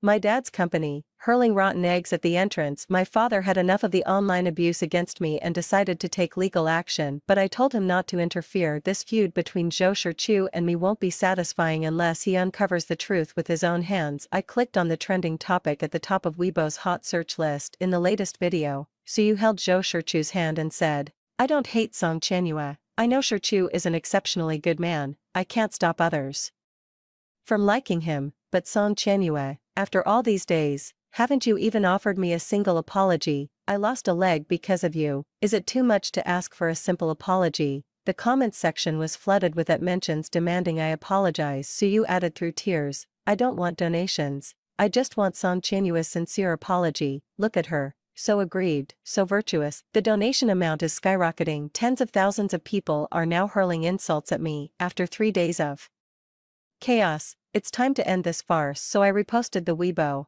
At Suyue, I'm apologizing to you, but are you even worthy of it? 9. The clamor demanding my death grew deafening. Zhou Shichu wheeled Suyu in a wheelchair, accompanied by reporters, blocking my path to school to force an apology from me. Standing at the crowd center like some righteous crusader, he declared, Song Qianyue, I'm giving you one final chance. Apologize to Suyu. Meanwhile, Suyu sat pitifully in her wheelchair with perfectly calculated exhaustion. Song Qianyue, she said weakly, I've realized I won't fear you anymore. Your family's wealth and power mean nothing. I've done no wrong, and I deserve this apology, but I want you to kneel and apologize. She looked up at me, her eyes gleaming with hidden triumph. I knew she hated me. She'd hated me long before discovering I was her benefactor, because I'm wealthy, while she's just a scholarship student from a poor background. That's why she's practically gleeful at the thought of my downfall. Even her deliberate attempts to get close to Zhou Shichu were solely because she knew I liked him, because that's the only thing she could ever best me at. Did she love Zhou Shichu? No, not in the slightest. The only person she ever truly loved was herself, otherwise she'd never have been cruel enough to set that fire, intent on burning Zhou Shichu alive. But Zhou Shichu never knew. I glanced between Zhou Shichu and Suyu. Let me ask you one last time, was I really the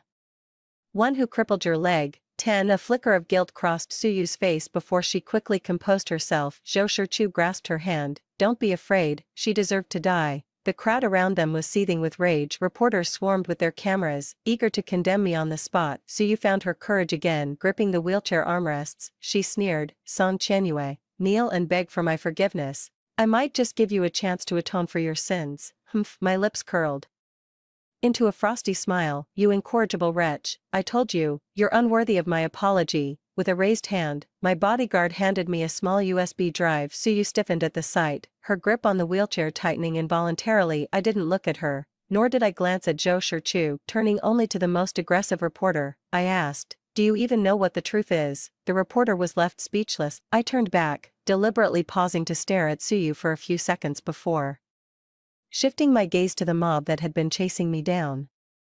Some were even live streaming, practically shoving their cameras in my face. The barrage of hateful comments flooding the live chat was dizzying. You'd think I'd dug up and desecrated their ancestors' graves from the way they were acting. Clutching the tiny USB drive, I scanned the room and asked, "Do you all truly understand everything that happened before, during, and after the fire?" The room fell silent. They couldn't even meet my gaze. Their guilt was written all over them. They know nothing at all. Yet when public opinion flaps its wings, they swarm in like a mindless horde, waving the banner of justice. They crown themselves as righteous gods. Pathetic and laughable. I glanced at Suyu without changing expression. A single casual look from me was enough to make her fidget. With a faint smile, I slowly handed the USB drive to the reporter. "Take a look." That fire back then was actually, no. Before I could finish, a heart-wrenching roar suddenly erupted. Suyu, who should have been sitting in her wheelchair, lunged forward like a madwoman and snatched the USB drive from my hand. The crowd stood frozen in shock. I curled my lips. "The show is officially on." 11. Suyu panted heavily,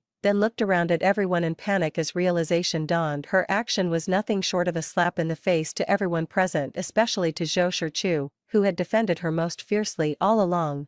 Zhou Shichu had believed his beloved to be that pure, kind-hearted moonlight of his life, but the truth was Suyu had deceived him, deceived them all. Yet before the reporters, Zhou Shichu said nothing, shielding Suyu as always. Chaos erupted in the scene. A crowd was pulling Suyu's hair, demanding their money back. Zhou Shichu shielded Suyu, his face and body covered in wounds. Watching his humiliating state from afar, I could barely contain my glee. "Just you wait, Zhou Shichu, when the whole truth comes out, I'll make sure you suffer just as much as I did. That's only fair." I clapped my hands. The bodyguard swiftly and professionally snatched the USB drive from Suyu's hands. With her battered face streaked with tears, Suyu pleaded with me, "Qianyue, I don't need your apology anymore. I'll return all the money. For the sake of our school days together, can we just let this go?" 12. I looked at her with a cold sneer. Zhou Shichu's face remained stormy throughout. "Why beg her? There's nothing to be afraid of, right? What's there to fear anyway? Even if the fire scene footage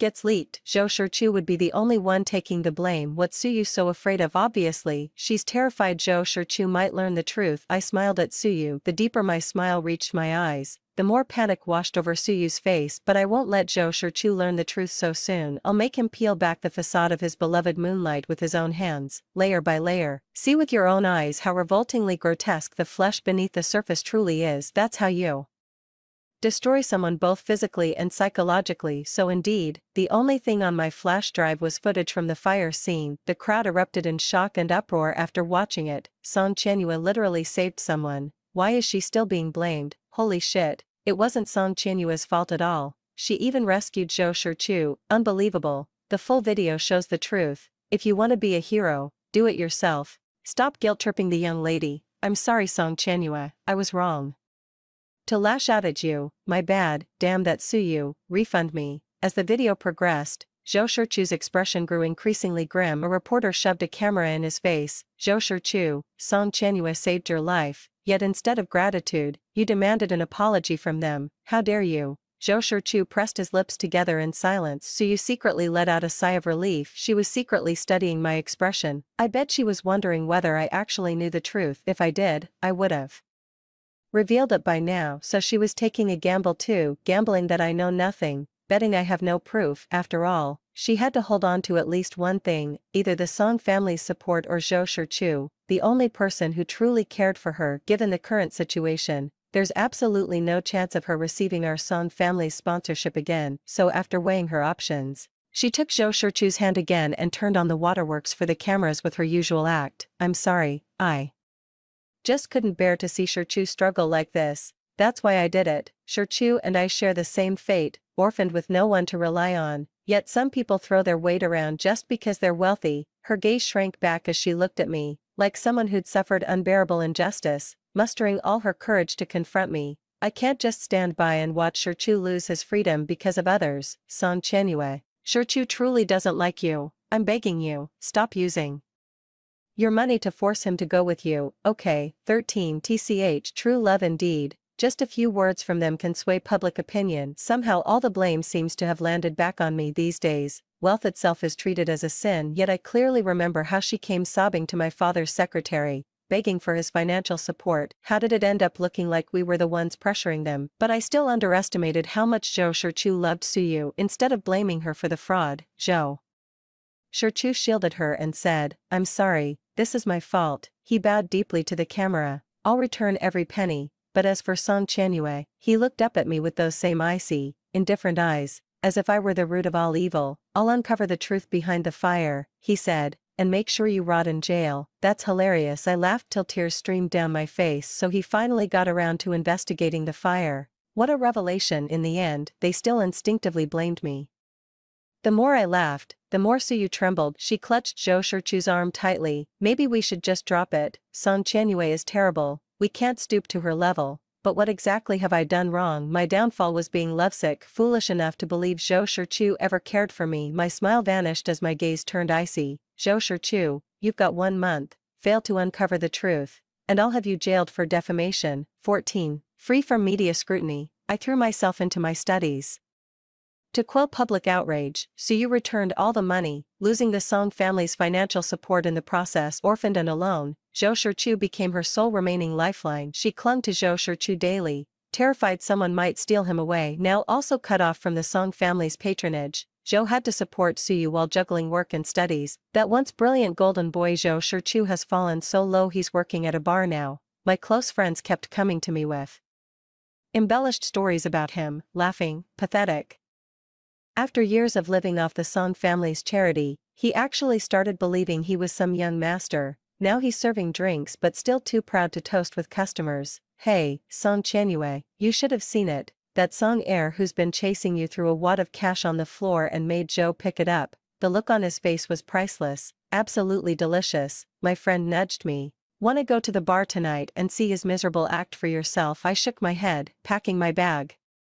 "Not interested." Then she added, "Don't bother telling me about Zhou Shichu's affairs from now on. I couldn't care less about anyone, let alone watching Zhou Shichu's downfall. I just want to focus on myself and work on my own growth." With that, I grabbed my clutch and walked out. There stood a familiar figure at the doorway. After days apart, Zhou Shichu looked noticeably haggard, blocking the classroom entrance with a cold smirk. He said, "Song Qianyue, don't flatter yourself thinking I owe you gratitude." I frowned, words still unspoken. He pressed on, feeling guilty now. "Afraid I'll uncover the truth, that's why you're defending me. Let me make this clear, I won't fall for your tricks. You rich people are all equally disgusting." 15. Oh, so that's the real reason for the hatred across 2 lifetimes. I've kept wondering, what exactly did I do to deserve Zhou Shichu treating me this way? Now we finally have the answer. I looked up at him. "Zhou Shichu, did I ever force you to accept the Song family's sponsorship?" Zhou Shichu's expression remained unchanged.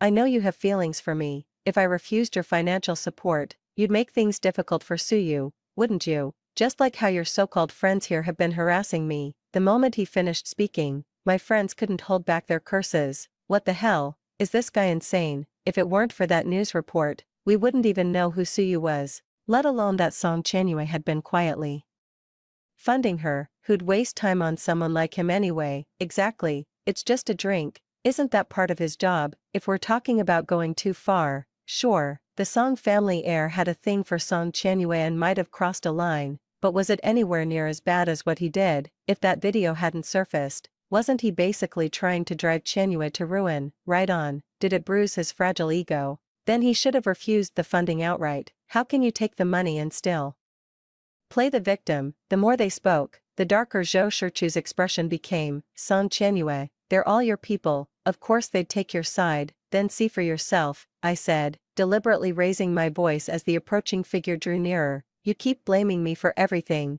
where's your proof?" "Seeing is believing, isn't it?" Zhou Shichu tried to speak again but was interrupted. The distant figure had finally reached us. Suyu clung tightly to Zhou Shichu. "Shichu, we agreed not to come here. Why did you?" She shrank back, avoiding my gaze, clutching Zhou Shichu's arm as she pulled him away. "Let's not fight them, we're no match for these rich bastards," my friend finally snapped, rolling up his sleeves to throw a punch. "Damn it, who the hell is this two-faced bitch? I can't stand listening to this crap. What unspeakable crime did we even commit to make them hate me this much? I reached out to stop my friend, staring at Suyu's retreating figure. Did you really think no one would find out? 16. Suyu's back suddenly stiffened, her body beginning to tremble again. Zhou Shichu protectively shielded her, turning to glare at me. Song Chenyue, if you've got something to say it to me. I let out a cold laugh, though my eyes held no trace of amusement. I closed in on Suyu step by step. If you're truly scared, you'd have crossed the street to avoid us, begging for mercy while still spewing that vile garbage. What, you get all the benefits while the rest of us dance to your tune? Suyu trembled like a leaf. I don't know what you're talking about. She tugged at Zhou Shichu's arm. Shichu, let's go, we shouldn't provoke them. Zhou Shichu glared at me with veins bulging on his hands. Song Chenyue, I've already reported this to the police, the truth will come out soon. I remained motionless, slightly raising an eyebrow. Oh, so you actually went to the police? My gaze shifted back to Suyu. This time she couldn't maintain her facade any longer, her face turning deathly pale as she stared at Zhou Shichu. Why would you report this to the police? Her eyes reddened with panic as she desperately tried to flee. Zhou Shichu mistook her fear for me and pulled her into a protective embrace. Ayue, he said tenderly, I promised I'd keep you safe. No one will ever hurt you again. Then he shot me an icy glare, repeating through clenched teeth, no one. I stared blankly at his face. Zhou Shichu, what do you even see in Suyu?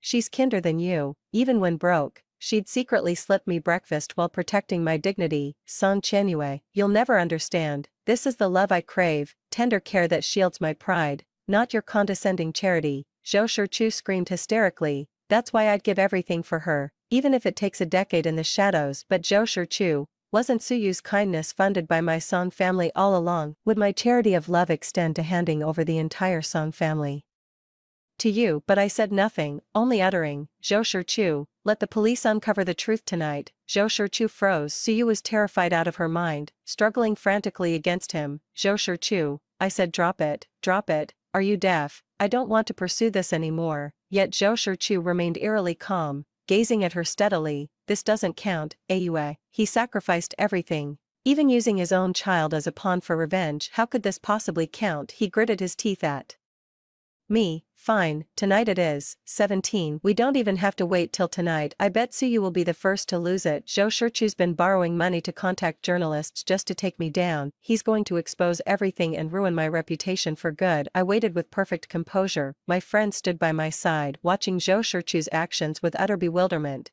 Doesn't he know what kind of person Chenyue is? She'd never stoop to such despicable means to win someone over. The school auditorium blazed with light as Zhou Shichu descended into complete paranoia. Song Chenyue is exactly that kind of person. She's behind everything. She tried to kill Suyu to steal me away. She must have started this fire, perhaps thinking this way could ease his mind about all the past and present sufferings. But I couldn't care less anymore. I quietly memorized English vocabulary while waiting for Zhou Shichu to obtain the truth from the police. Time ticked away minute by minute. Suyu grew increasingly restless, especially as more reporters gathered around. Beads of sweat formed on her forehead as she clutched Zhou Shichu's hand. Is the truth really that important? I told you to drop this, why can't you just let it go? Zhou Shichu's eyes were bloodshot as he scanned the crowd before locking onto Suyu. His voice came out hoarse, Ayue, don't be afraid of Song Chenyue, she'll get what's coming to her. Just then, an officer in uniform walked in, holding a document in hand. I happened to finish memorizing the last word and closed my vocabulary book, turning to Zhou Shichu. All right then, let's see what kind of retribution I supposedly deserve. 18. Camera lights flickered incessantly. Zhou Shichu advanced step by step toward the officers, while Suyu trailed behind him with deathly pallor on her face. Finally, she snapped, with sudden, inexplicable strength. She grabbed a dagger and pressed it against her own throat. Suyu glared viciously at Zhou Shichu. Zhou Shichu, if you dare open that file, I'll kill myself right in front of you.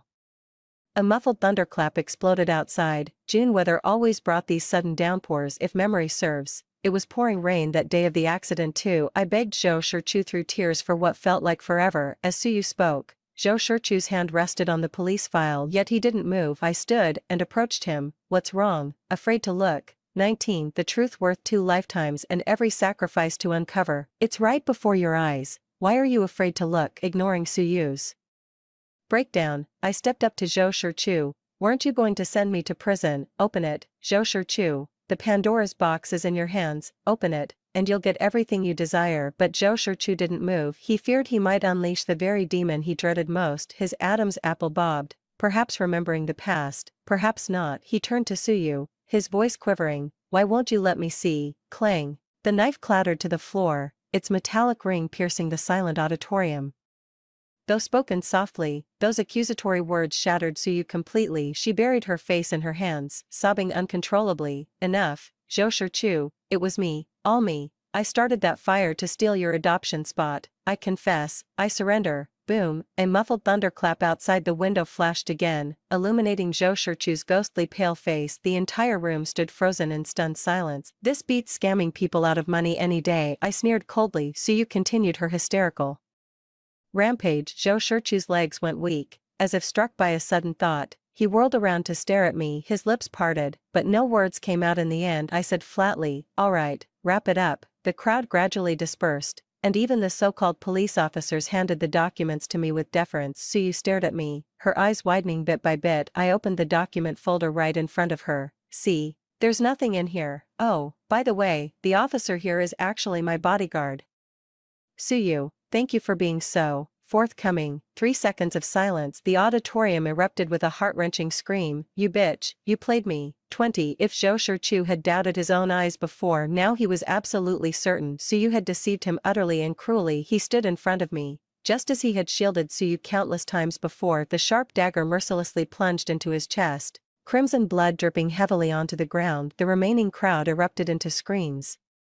Suyu completely broke down this time. No, I never meant to hurt you. She covered her face and wailed uncontrollably. How could this happen? How could this happen? Her unfocused eyes finally locked onto me, brimming with torrents of hatred. She yanked the dagger from Zhou Shichu's chest and lunged at me again. It's all your fault, Song Qianyue. You deliberately made me jealous of Zhou Shichu. You made me believe the Song family would adopt me if you were gone. Song Qianyue, you're the real monster here. That orphanage fire should have burned you to ashes. As she charged at me in another frenzied attack, the officers nearby swiftly restrained her. This time, the farce finally came to an end. Zhou Shichu lay in a pool of blood, just like that car crash from years ago, only now, it was me looking down at him from above. He reached out weakly toward me, his face contorted with endless regret, and I became exactly what he used to be. His face remained expressionless. Is this what you wanted?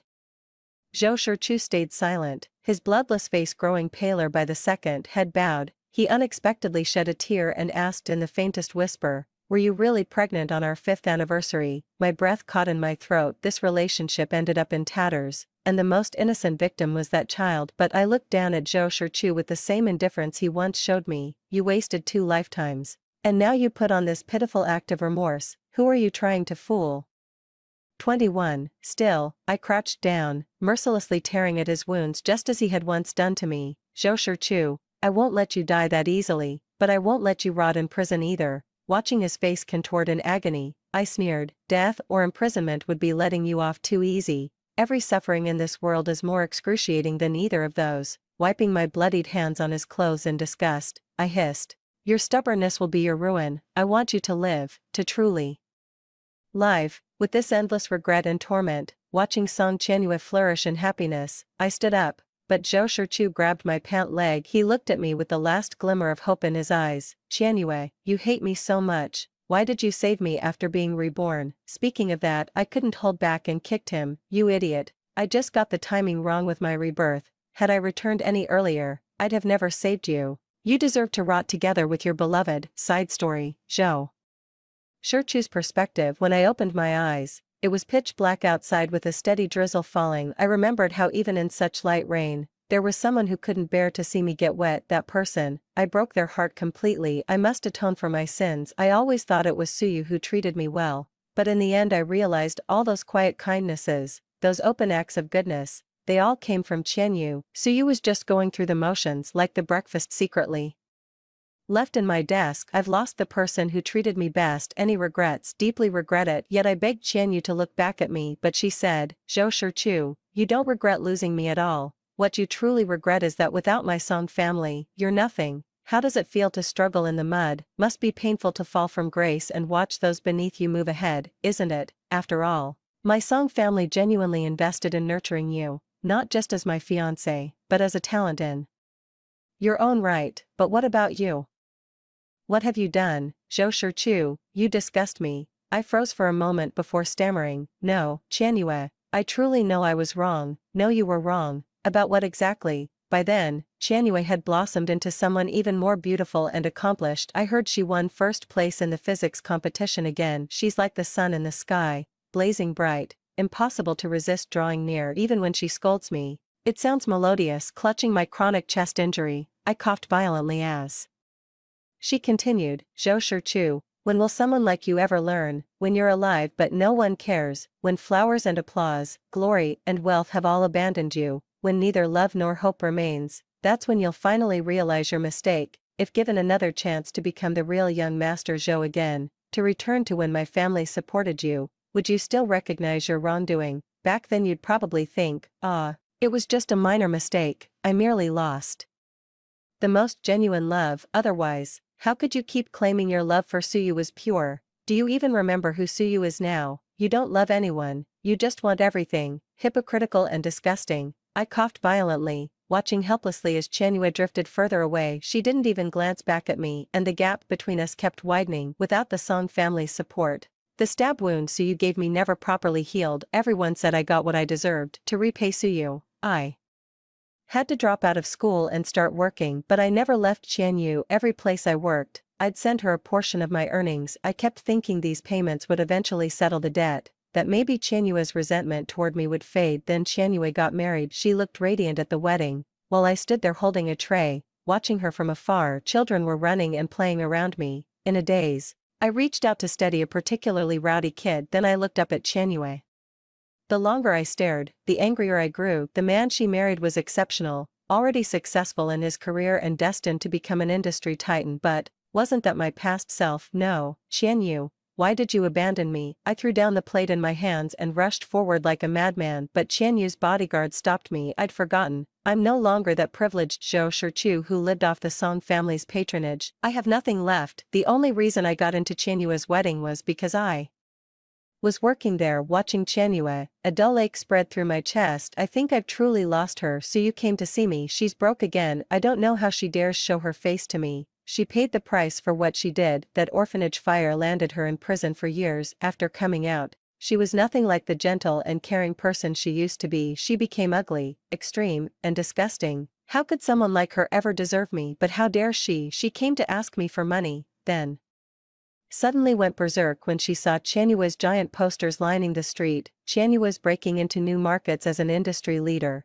invited by top shows, with promotional banners covering the entire block. Suyu viciously tore at those posters, completely defacing my beloved Qianyue campaign. I lost my temper. It was the first time I hit her. I was consumed with hatred. Suyu, why didn't that fire burn you to death back then? Suyu's having another episode. She frequents all sorts of seedy, low-life places, but none of that concerns me. I secretly stashed away Qianyu's poster. Rumors say Qianyu got divorced. I'm over the moon. She must be waiting for me. She must be. I was so excited I rushed to find Qianyu without even packing my things. But that man, the one who drove me mad with jealousy, actually dared to hug Qianyu. I was absolutely furious. So he got beaten up again. Turns out it wasn't a divorce. Qianyu is going abroad to study. Her husband supports her decision, but Qianyu is mine. I'm drifting further away from her, beyond the reach of physical distance. Another decade passed. Just as Qianyue said, I'm barely clinging to life by a thread, yet I still keep watch over Qianyue. I believe redemption will come in time. Her hatred means Qianyue still remembers me, so I follow her. Time may fly and youth may fade,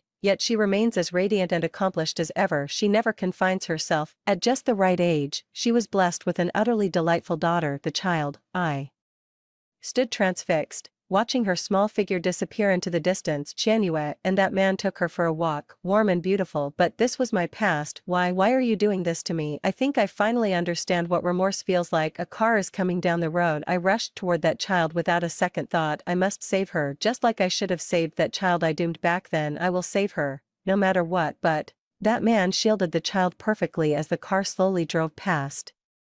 I was the one who scared the child into crying. The man comforted the child while giving me a pitying look. Qianyue approached gently. What happened? Why is the baby crying? The man said. Some homeless guy suddenly rushed over. Poor soul. Probably starving. Qianyue turned her gaze toward me upon hearing this. She finally looked my way, overjoyed yet flustered. I scrambled up from the ground, but Qianyue merely glanced at me, a completely unfamiliar glance. She turned and hugged the child.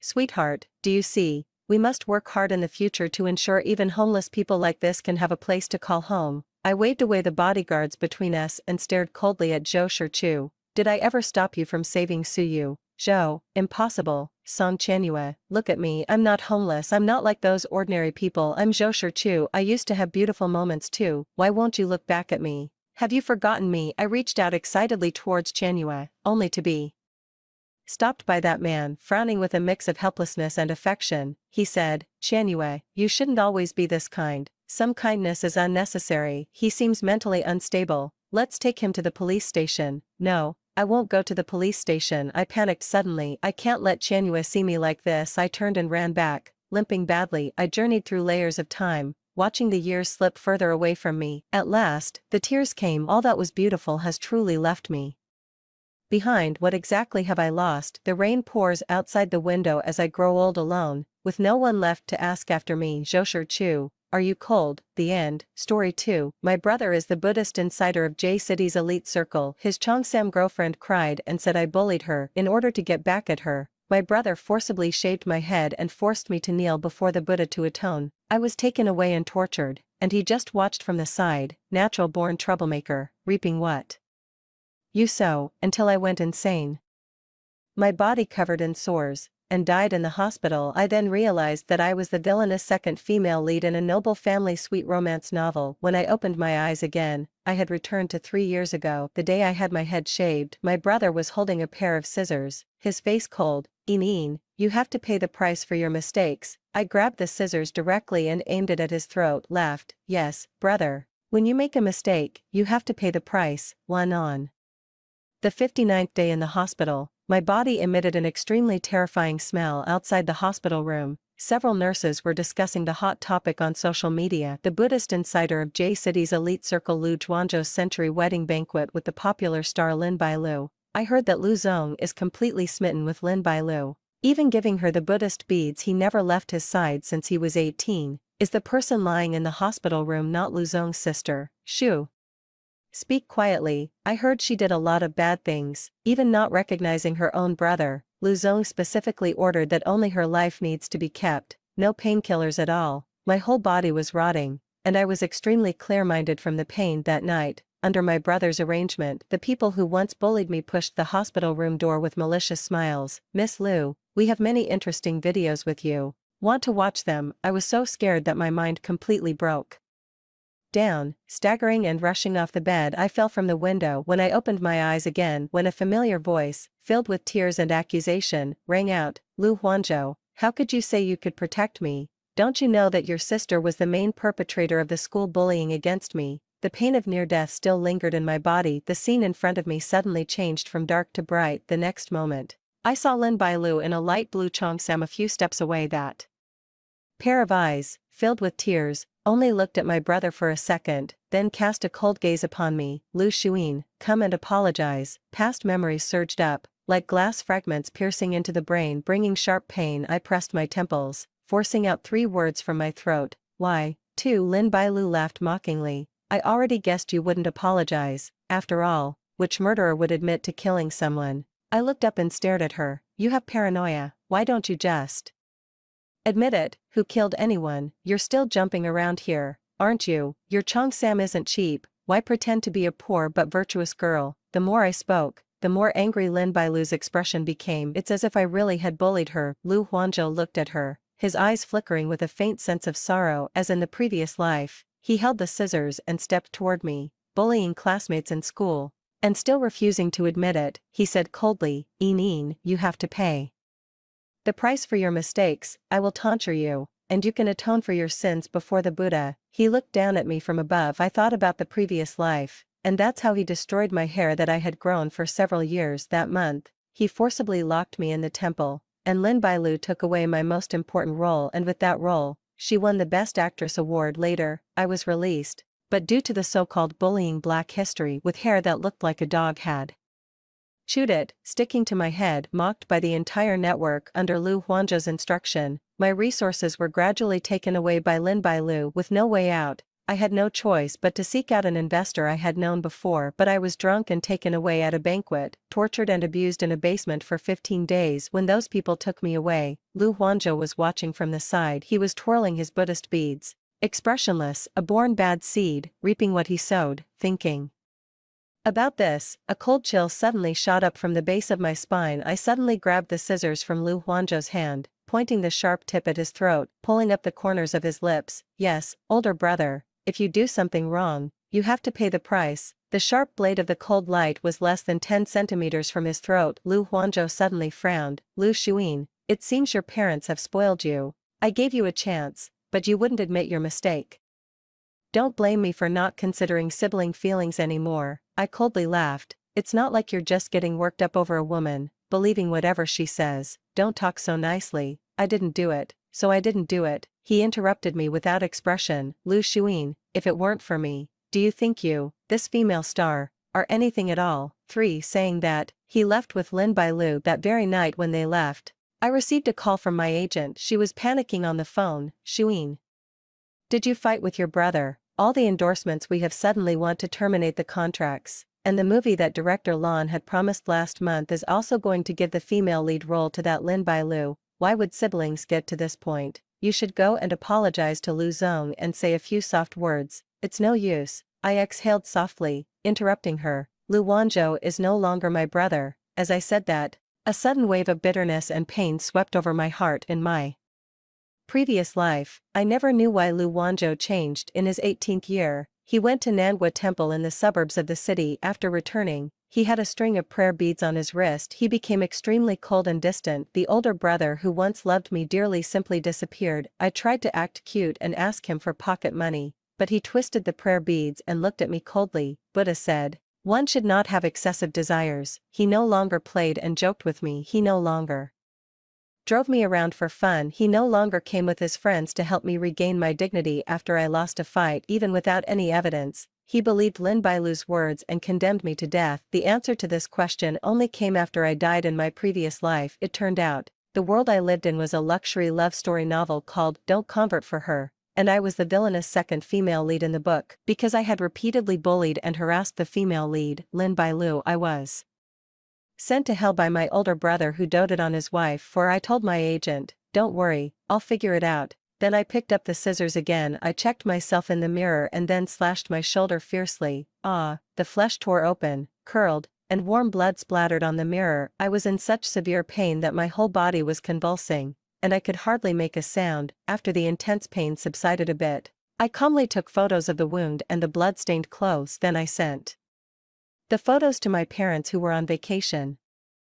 My brother went crazy. He attacked me with a knife for his girlfriend. Don't contact him first. I'm afraid he might attack me again. My parents replied almost immediately, treat the wound first. We'll come back tomorrow. I obediently replied okay, and then had the driver take me to the hospital. While leaving the examination room after having my wound bandaged, I suddenly bumped into someone. Who is it? Don't you have eyes? Lu Xuan. The man in front of me had a face that was extremely aggressive, with eyebrows and eyes that exuded a cold, sharp, and defiant intensity. His gaze was sharp as he looked over. Seeing the blood seeping through the gauze on my shoulder, his expression suddenly changed. How did you get hurt? Who did this? Shiyu. We were neighbors before, and he was also one of Lu Huanzhou's best friends. The two of them once helped me fight until he was 18. Lu Huanzhou believed in Buddhism, and he always had a string of prayer beads with him. Shiyu thought he was an idiot and had a falling out with him. Later, the two of them became bitter rivals in business. In order to trouble Lu Huanzhou, Shiyu always opposed him. He really took away a lot of projects, so in the original book, he became the main antagonist later on,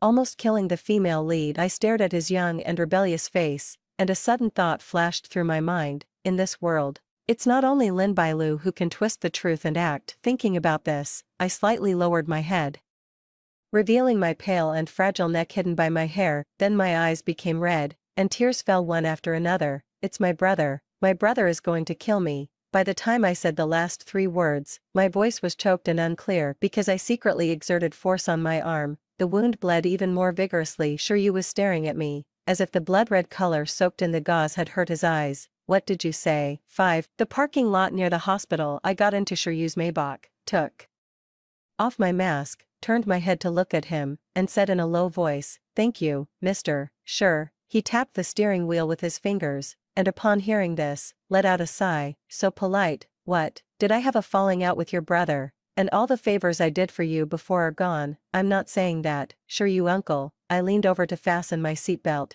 and the movement pulled at the wound on my shoulder, making me shudder from the pain. The next second, my breath was suddenly filled with the overwhelming scent of absinthe. Shiyu leaned forward and quickly fastened my seatbelt. Our arms touched as he moved. His higher body temperature transmitted through the thin fabric of our clothes, and I instinctively pulled back a bit. His voice immediately sounded in my ear. "Don't move if you're hurt, okay?" He tapped the steering wheel. "Where to?" "I don't know. I just don't want to go home. I'm afraid my brother will come back. He always believes whatever his girlfriend says." I was originally acting to gain sympathy, but halfway through, I remembered my past life, the half a month I spent locked in a dark and windowless basement, a purgatory of the human world. When they came to the ward with those videos, I jumped from the window, feeling the pain of my bones being shattered. So the second half of the sentence truly carried a deep, bone-chilling fear. "He really will kill me." Shiyu heard the tremble in my voice. His originally sharp gaze swept over me, but for a moment, it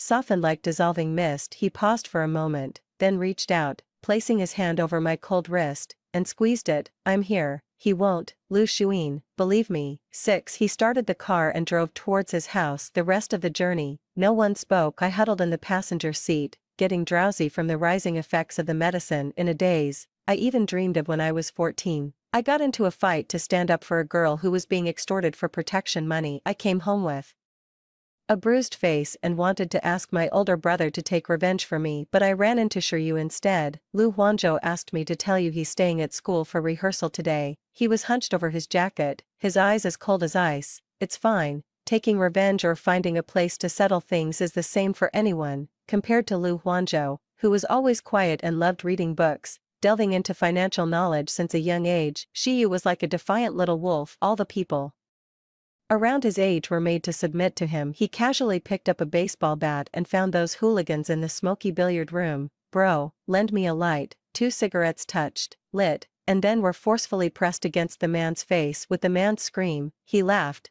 then threw away the cigarette butt. "Sorry, my sister doesn't like me smoking." I watched Shiyu holding that baseball bat, beating those people until they were covered in bruises, and ran away in panic. Then he went out and found me by the window in the corridor. "I got you revenge." He raised an eyebrow. "How is it, Shiyu brother? Is he more reliable than your own brother?" Later, Lu Huanzhou came back from school and heard about this. He looked at Shiyu with a calm expression. "Only people with simple minds and strong bodies think about solving problems with force." Shiyu didn't get angry. He just smiled and turned to look at me. "Een. Lu Huanzhou is being rude to you. It's very unfair." Lu Huanzhou let out a light laugh. "How could my sister be the same as some people?" Saying that, he closed his computer and stood up. "This isn't over yet. You don't need to worry about the rest." A few days later, he used some methods to send those hooligans to jail. I opened my eyes and felt a bit of moisture at the corner of my eye. I looked around and found the car parked in front of Shiyu's building. He was no longer in the car. I slightly turned my gaze and saw him leaning against the car, as if smoking a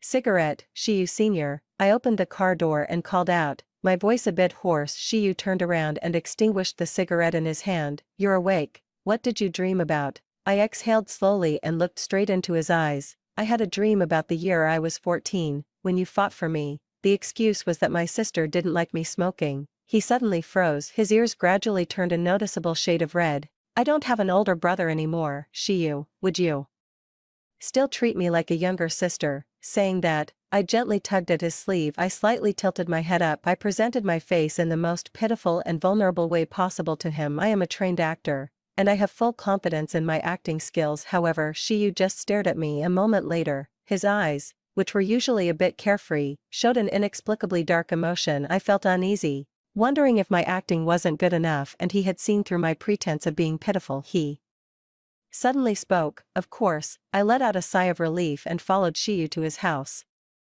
After walking a few steps, He suddenly stopped, he slightly turned his head, his gaze seemed to fall on my face, yet also appeared to be lost in the distant lights. He said, if one day, you don't want to be my little sister anymore, that's okay too. 7. That night, I slept in the guest room of Shiyu's house. I am not unfamiliar with this place because when he bought this house and decided on the renovation style, he asked for my and my brother's opinions. At that time, Lu Huanzhou hadn't become a fanatic who never lets go of his Buddhist beads. He was reading the company's financial report from last quarter and said calmly, what does your house renovation have to do with my sister? Whenever it comes to something about me, my brother and Shiyu can't stand each other. Shiyu is used to it, and he doesn't get angry, just lazily laughed. It has to do with it. This bedroom is for Enin to live in. Of course it has to be done according to her preferences, so this bedroom, floral wallpaper, cream-colored wardrobe, it's exactly the style I liked when I was 15. Unfortunately, the house wasn't finished decorating. Lu Huanzhou went to Nanhua Temple,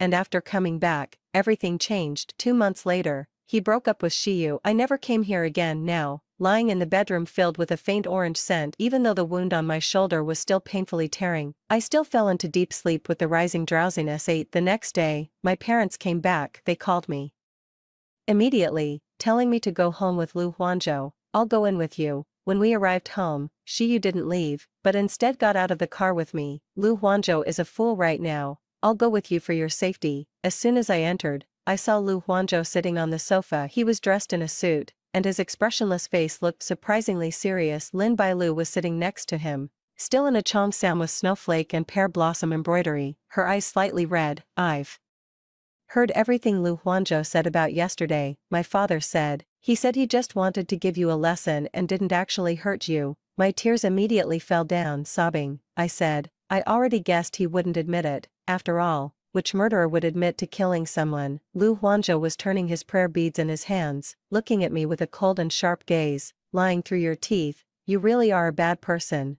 TCH, Shiyu suddenly took a step forward, blocking my way. Lu Huanzhou, you idiot, you've been turning that broken beads for 7 years. Is that how the Buddha would let you say your own sister? I don't have such a sister. Enough, my father suddenly spoke, interrupting us. Are you trying to make a fool of yourself in front of outsiders? Don't you feel ashamed? When he said this, his sharp eyes swept over Shiyu and Lin Bailu sitting on the sofa. There was a flicker of dissatisfaction in his eyes. Huanzhou, even if Enin was once unreasonable and bullied you, your brother, it's not a reason for you to take a knife to your own sister. I instinctively tried to argue. I didn't bully. And Enin, my father looked at me again, his tone unyielding. Your brother wasn't intentional. I'll have him apologize to you and transfer the villa at Rose Mountain to your name. Siblings fighting, if it gets out, won't be good for any of you. This matter ends here. 9. In the original story, Lu Huanzhou sent me into hell for Lin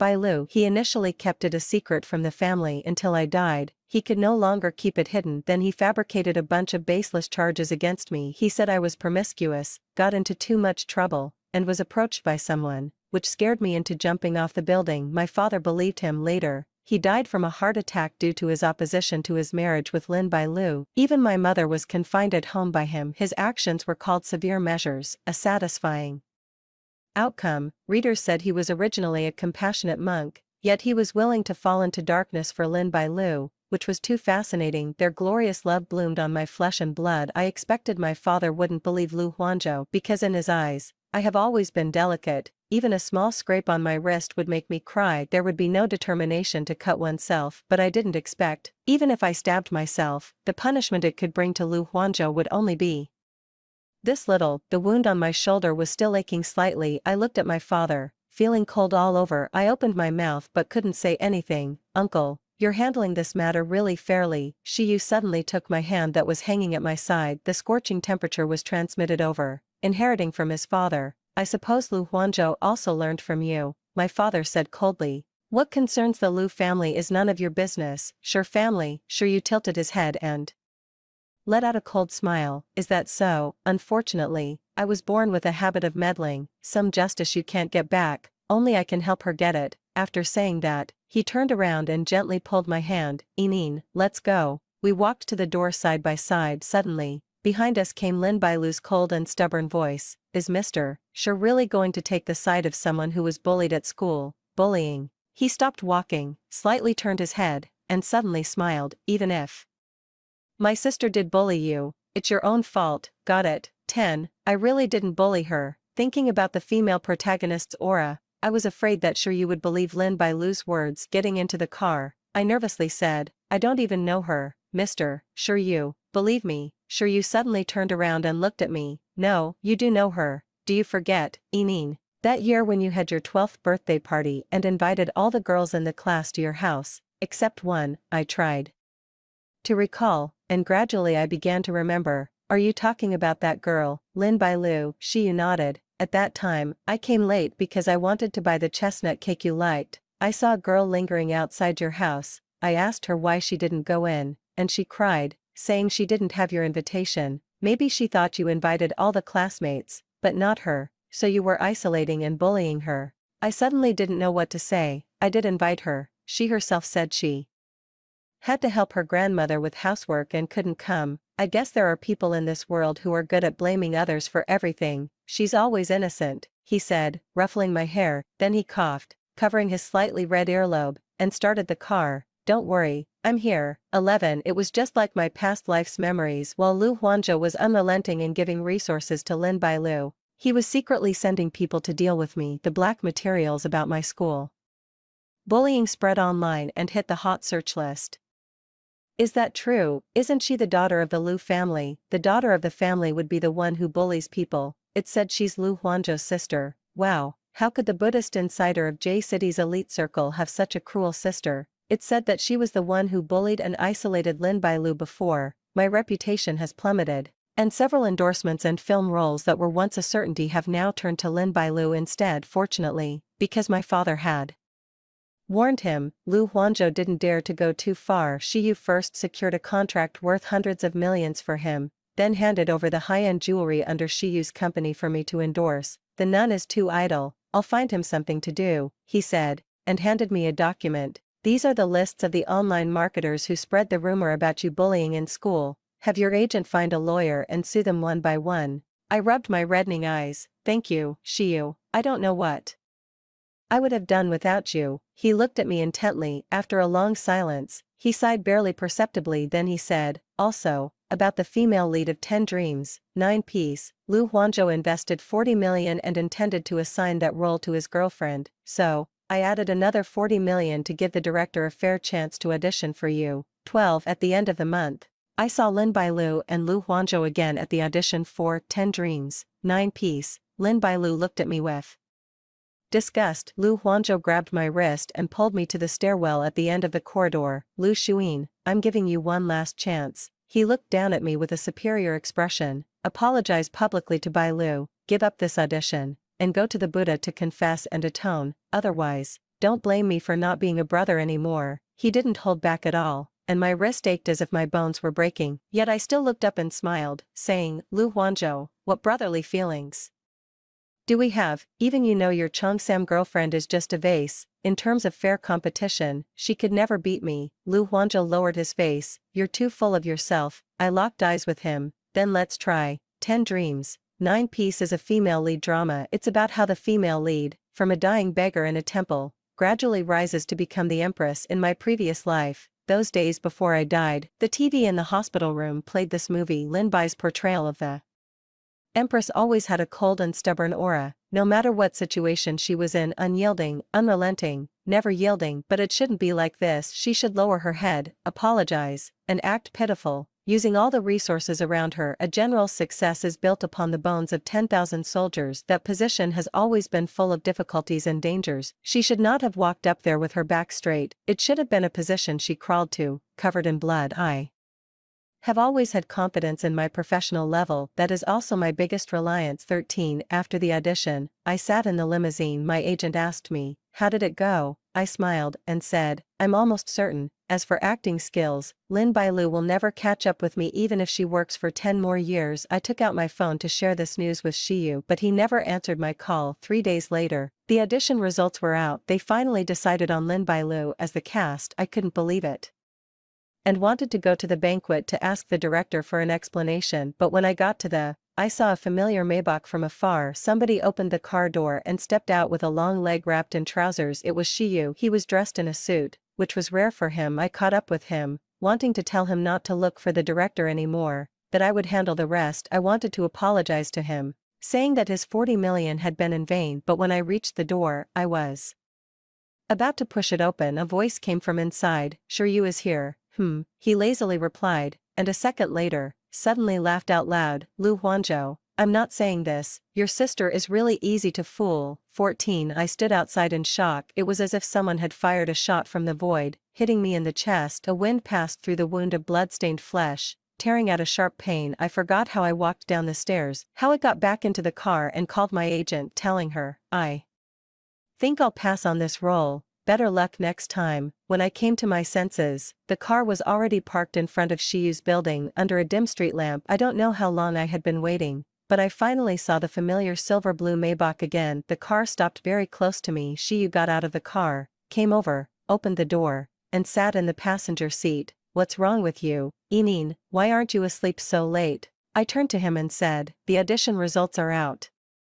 They chose Lin Bailu, not me." He looked at me with red eyes. "Next script, I'll help you again. Will you trick me again for the next script?" I suddenly spoke up and cut him off. Actually, I wanted to just knock on the door and go in, but I was scared. I was afraid there would be people I couldn't deal with at the banquet, and you and Lu Huanzhou would just watch as they took me away. Thinking about all the days I've been acting pitiful in front of you, how did you secretly laugh at me? I even wanted to block you, to avoid humiliating myself, but I still came here because I wanted to hear you say it yourself, even if it was extremely painful. Sure you never believed in my words from the beginning, did you?" He looked at me, and his emotions were like surging waves, rising and receding one after another. In the end, only a dark and solemn silence remained. He said, "Yes, 15, sure enough." I closed my eyes, filled with sudden shame and embarrassment. I spoke in a hoarse voice. "I'm sorry, it's my fault to want to use you." Before he could finish speaking, Shiyu interrupted. "No, you wanted to use me, that's good," he said, suddenly smiling. "I never believed a word you said, because I never thought that pitiful look was really you. You should be reckless, brave, fearless, fighting with 7 or 8 people, then coming back to me to help you regain your dignity. You often cry, loudly, without restraint, never holding my sleeve and asking me if I'm willing to take you as my little sister." I stared blankly at him, listening to him list them one by one, the real me from childhood to now. My vision became blurred. A look of panic suddenly appeared on Shiyu's face. He reached out and wiped my eyelid with his fingertip. "Don't cry, Enin, I was wrong. I should have told you directly. Oh my god, it's all Lu Huanzhou's fault, that idiot. Since he was 18, his mind has been abnormal. Did you hear what I said to him?" I grabbed his sleeve to wipe my tears. "Yes, I heard you say to him, 'Lu Huanzhou, your sister is so easy to fool.' It was acting, I was acting." "Sure you said without thinking. I set up a scheme with someone. My role is now Lin Bailu, but when the filming reaches the halfway point, the truth will come out, and Lu Huanzhou will be in trouble. Her role will then be gone. Enin, I won't let anyone take your things away." My tears messed up the cuff of his custom-made suit. Sure you just watched with indulgence. His usually sharp and severe eyes were now filled with complete tenderness. I suddenly realized that 8 years had passed. During these 8 years, because of Lu Huanzhou, I rarely met Shiryu. Therefore, I hadn't noticed. The impulsive and rebellious teenager had grown into a mature man who had tempered his sharp edges. The heart in my chest started to beat faster. I sniffed, and spoke in a hoarse voice. "Then you should have told me. You haven't contacted me for these days." Shiyu gently raised his hand, paused for a moment, and then brushed my slightly messy hair. "Because it's dangerous. If Lu Huanzhou notices anything unusual, it would be me who gets into trouble. I must make him believe that I don't like you, and even hate you. I'm not a professionally trained actor. My acting is not good." Hearing your voice, I might not be able to keep up the act. Our eyes met, and I suddenly realized something. If it's so dangerous, why are you still helping me? Before he could finish speaking, was blocked by the soft and hot lips. Shiyu kissed me with lingering and passionate movements, his lips and tongue slowly grazing the limited space of my breath, so much that my nostrils were filled with his aggressive absinthe perfume. "Do you feel it? Because I like you, Enin. I've never considered you as my sister. If it wasn't for Lu Huanzhou stopping me, I would have confessed my feelings to you when I was 17, 16 in a bedroom filled with citrus fragrance." Shiyu held the hairdryer and patted the spot in front of him. "Come here, I'll dry your hair." I waited for him to use a slightly awkward action to dry my hair halfway, turn off the hairdryer. In the suddenly quiet environment, I felt a thickening of intimacy, quietly wrapping around us. Sure you. I turned my body, looked up, and looked at him seriously. I have a question for you. What? If one day I really die in Lu Huanzhou's hands, will you avenge me? His eyes were like a frozen lake in winter, looking at me like that, frozen, then broken by the lights and the surging emotions. After a moment, he asked me, Ineen, are you, knowing something I don't know? I told Shiryu everything that happened in my previous life. The ultimate pain, even to this day, has turned into nightmares that repeatedly appear at night. I can't sleep. I urgently need an emotional outlet. The days I was locked in the basement, I couldn't tell if it was day or night, so I just counted second by second. I thought I would die there. In fact, it would have been better if I had died there, rather than lingering in the hospital bed, feeling every part of my body rot away so clearly. When they rushed into the hospital room with those videos, I really hated Lu Huanzhou. I hated him so much that if he had been in front of me then, I would have torn his flesh apart with my teeth. Even after my death, it didn't end. Those videos were released, because I was drugged. They all said I was enjoying it, that I had actively played along with everything. I got to the end, my voice trembled violently, and I couldn't continue speaking. Then I was pulled into a warm embrace. Don't say any more. I curled up in his arms, closed my eyes, and murmured, yes, Lu Huanzhou didn't cut me, it was me who made the cut. But even with such a harsh act, it was only enough for him to apologize to me. My acting was clearly better than Lin Bailu's, but the role still belonged to her. The power of the original story was so irresistible, the protagonist's aura so strong. No matter what I did, I could never escape the predetermined ending. My arms held me tighter and tighter, Shiyu's voice trembling as he said, I'm sorry, Ineen, it's my fault. I should have come to help you sooner. Actually, it's nothing. My mind was hazy, and even though I hadn't drunk any alcohol, my consciousness felt uncontrollable. I'm telling you all this not because I trust you. Who knows if the things you said to me were part of your plan. It's okay, I recorded every time we met. If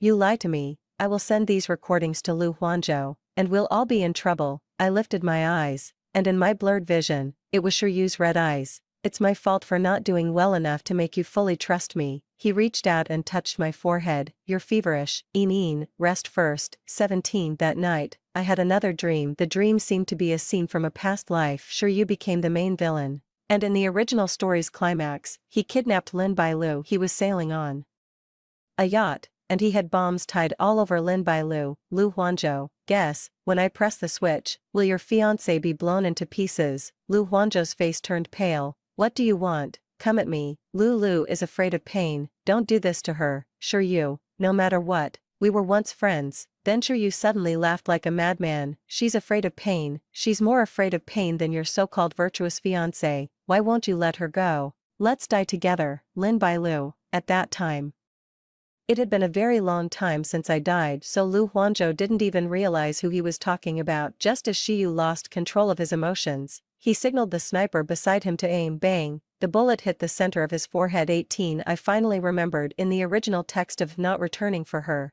Shiryu opposed Lu Huanzhou at all costs because his lover was killed by him. The reason for abducting Lin Bailu was also because he was at his wit's end and couldn't compete with the male lead. But he still wanted him to experience the pain of losing a beloved person. In my memory, Shiyu's personality was not exactly warm or friendly. He had almost no close female friends around him. The only exception was me, but that was all before I was 18. 19 I hurriedly got out of bed, barefoot stepping on the cold floor, and walked through the whole living room. The study door was slightly open, and there was still a light on inside. When I opened the door, Shiyu was on the phone. Yes, the contract will follow the standard format in the industry. His voice seemed to carry a smile, but his eyes were cold. Miss Lin is my brother's girlfriend. How could she be taken advantage of? As he spoke, his fingers idly played with a butterfly knife. The rotating blade reflected the light, revealing a cold, sharp gleam. Okay, let Lu Huanzhou not worry. I know what I'm doing. He hung up the phone and clicked it shut with a sound. When he looked up and saw me standing at the door, slightly out of breath, he suddenly froze.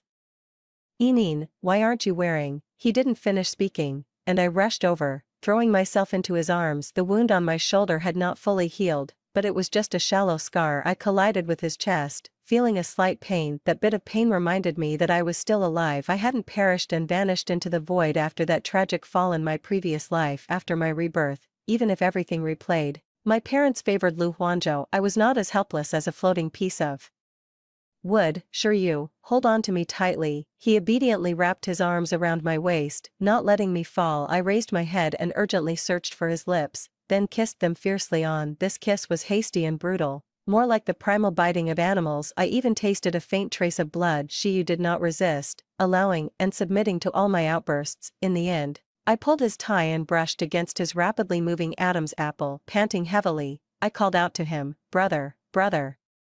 "Oh my God," he inhaled sharply, his body leaning back, and said through gritted teeth, "Enin, don't play like this." "I don't want to." "Why don't you want to?" I cut him off and moved closer little by little. "But I do want to, Shiyu. I want to be sure that you still love me." 20. The sky was bright outside. The sunlight about to enter the room was blocked by thick curtains. A sliver of pale gold slipped through the moving gap and fell on Shiyu's sharp jawline. As he moved, the light spot swayed back and forth. I also rubbed against his cheek like a puppy, nibbling. In a certain moment, he closed his eyes and said in a voice almost begging, "You, relax, Yonko, Oni-san," I said, "I still want to be your sister." "It's like this now, sister." It was strange, as if it had been an extremely intense moment of pleasure. I didn't remember the nightmares from the basement in my past life again. Maybe it was the clean and pure scent of absinthe on Shiyu which only made me think of the lush, verdant fields in spring. 21. 10 Dreams. 9 Piece started filming smoothly. Just like in my past life, Lu Huanzhou spent money to create enough momentum for Lin Bailu, Reuters, Hot Search, and the Buddhist insider of J City's elite circle, and the love story of the Qipao beauty. Each one is enough for strangers and fans to talk about for a long time. Shiyu opened his phone and showed it to me. The first topic on the Hot Search. #Xianpin. In the video, Lin Bailu was wearing a pure white Qipao. Standing under a tree, a shower of pear blossoms fell from the tree. She tucked a strand of hair behind her ear, and caught a handful of pear blossoms in her hand, scattering them over herself. Then she started to dance gracefully. The camera pulled back, and a few steps away, Lu Huanzhou was staring at her, his eyes full of deep affection. He was wearing a black haute couture suit, with a string of prayer beads on his wrist. The comments section was full of, "Great, perfect, bring the civil affairs office here. I want to see them get married right now." Shiyu raised an eyebrow. 10 seconds, 20 moves, each carefully designed. I wonder, if 17-year-old Lu Huanzhou saw himself doing this now, what would he think? I remained silent for a long time, and asked him, "You say, is my older brother still alive? Even if I were to live again, I still don't know the current Lu Huanzhou. Is he truly someone else? Forced by the plot, even my soul and spirit have been replaced. If my soul was really replaced, is the original me still alive?" Actually, I had already noticed something was wrong a long time ago, Shiyu said, because the original Lu Huanzhou, after knowing that I like you, repeatedly warned me not to tell you my feelings. The traffic outside the window was silent. I seemed to be taken back to the summer 8 years ago by his words. 18-year-old Lu Huanzhou and Shiyu were standing face to face. Lu Huanzhou spoke in a calm tone, "My sister is still young, and I don't want her to be swept up by the feelings of growing up together before she understands anything, confusing what is love and what is illusion. If you truly like her,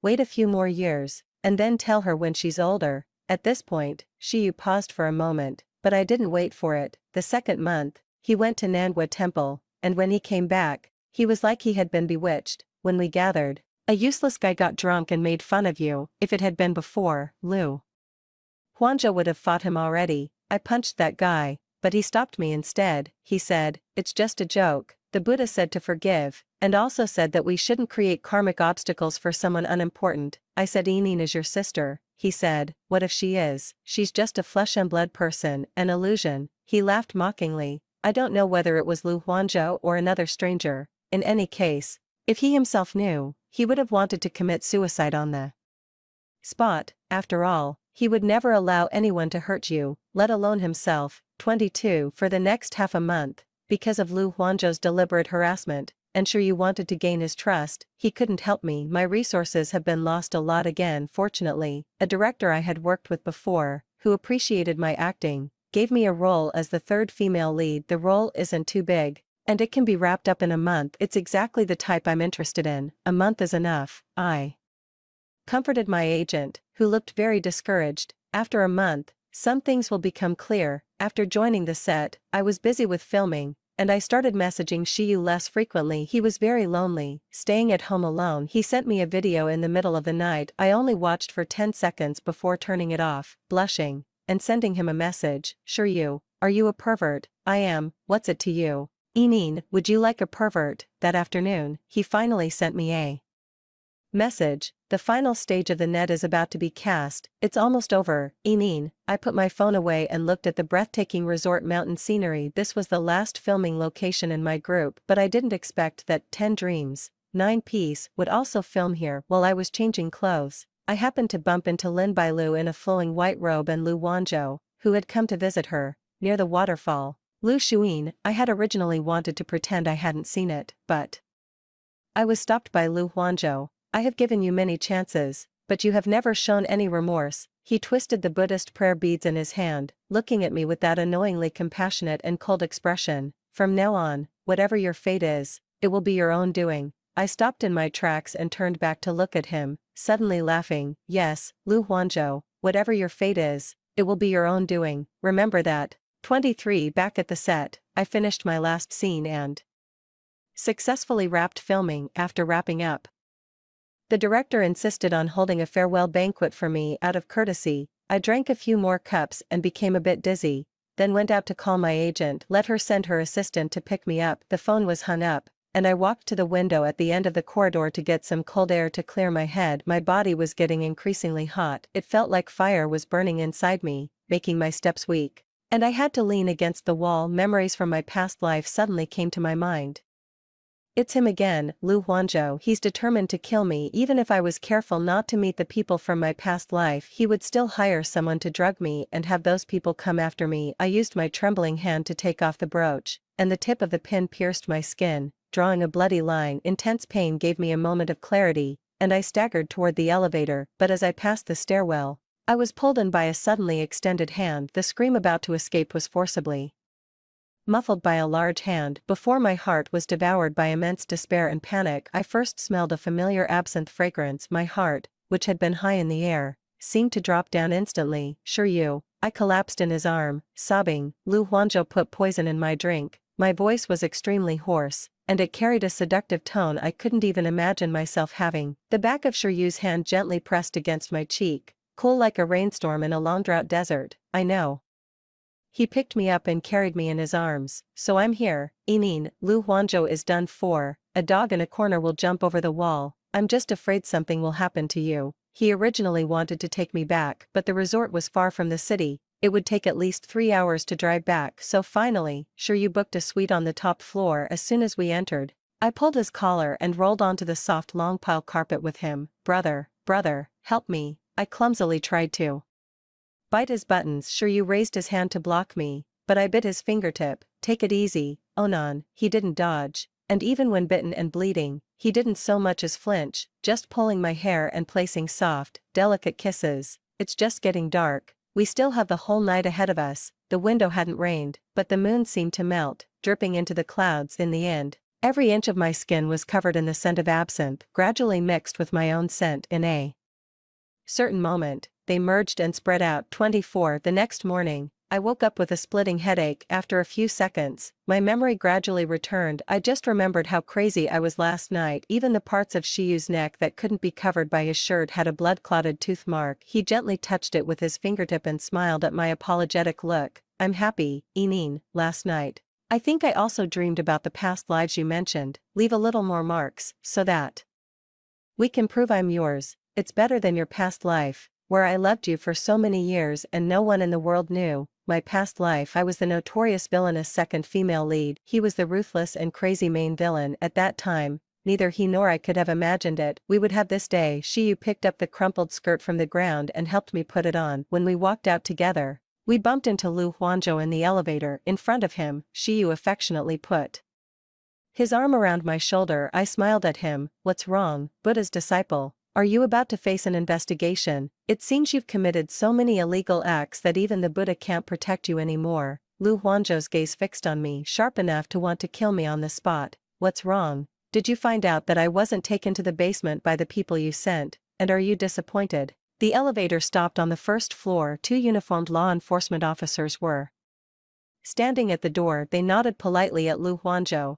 then put handcuffs on him. 25. I opened Weibo and found the names of Lu Huanzhou and Lin Bailu together on the hot search list. Unlike the previous divine couple, this time, 5 consecutive topics were all related to criminal offenses. #Lu Huanzhou money laundering, #Lu Huanzhou hiring killers, #Lin Bailu fake contracts, #Lin Bailu tax evasion. There's also a very sarcastic one, #the Buddhist insider of J City's elite circle has left the monastic life. Every comment below is full of talented people. No way, sir, even a Buddhist disciple is money laundering. Maybe the offering wasn't enough. At Lu Huanzhou, what money laundering? Why don't you go begging yourself, useless thing, you have to shave your head to enter the orange. Oh no, now you really became a Buddhist disciple. I was holding my phone, laughing so hard I was falling over in the passenger seat. Soon, the production team of 10 Dreams, 9 Piece came out and issued a statement, saying they would terminate the collaboration with Lin Bailu. My agent called me, his voice full of excitement. Shuin, the production team called, they were very humble, saying they invited you to join the shooting of 10 Dreams,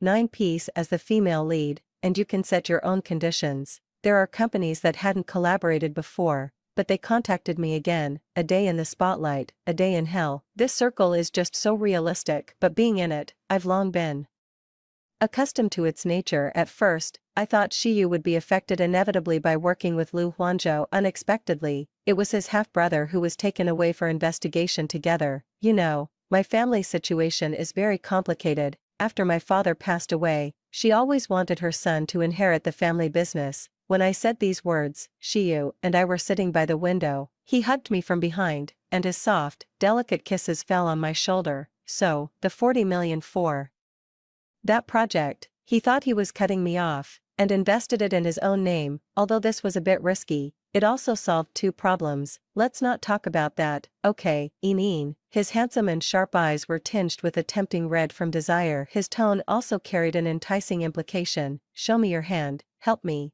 okay. 26. After the official start of 10 Dreams, 9 Safety, Shiyu went back to the Lu family with me. Since Lu Zhuanzhou's incident, my father looked much older than before. After hearing my words that concealed a soft knife, he remained silent for a long time before asking, was this incident related to you? I smiled and said, Dad, you got it wrong. My brother died when he was 18, before he went to Nangui Temple. You disobedient daughter. He slammed the table and coughed violently from anger this time. My mother, who was usually quiet, spoke up for the first time. Anyway, my son is already in. Do you want to send my daughter in too? I only have 2 children. You won't let your outside bastard inherit anything from our family. Shiryu stood lazily aside and added at the right moment, Uncle should clearly know my character. Now that this mess of the Lu family is here, if you hand over everything to Yin, I might be interested in getting involved in this matter. My father finally realized that his authority, which he had never questioned for half his life now, he was at a loss. 37% of the shares in the Lu family were quickly transferred to me, plus the 5% I already had and the 10% my mother had. I was undoubtedly the new power holder of the Lu group. I've been watching Lu Huanzhou handle things since childhood. These tasks are not too unfamiliar to me. I just have been busy with the filming of 10 Dreams, 9 Piece, so I inevitably have to ask Shiyu for help. He proactively brought over a lawyer and signed a management agreement. The procedures that need to be followed still have to be followed. I must make sure my wife is at ease. He smiled and came closer, rubbing his cheek against mine. Kiss me, wife. I'm going to help you with your work. That afternoon, after the filming ended, the sky had already turned dark. I wrapped myself in a windbreaker, holding a hot water bag, and got into the minivan. The filming location was in the suburbs, and we were heading home. A black car suddenly shot out from the side. The car lights flashed, and the next second, I saw Lu Huanzhou's face in the driver's seat. In just a short month, he had lost a lot of weight, had a scruffy beard, and looked terrifying. With a look of deep hatred in his eyes, he slammed the accelerator and charged towards me. Brother, I instinctively screamed. At such a close distance, Lu Huanzhou's expression suddenly changed in an instant. He looked at me with the cold yet gentle gaze I had seen countless times before when I was 18. He opened his mouth, but said silently, "Eneen, you did well." The next second, the assistant suddenly hit the brakes. A sharp sound of tires scraping the road came from the window. Then there was a loud bang. I realized it, and stumbled out of the car. The black sedan had crashed into the flower bed by the roadside,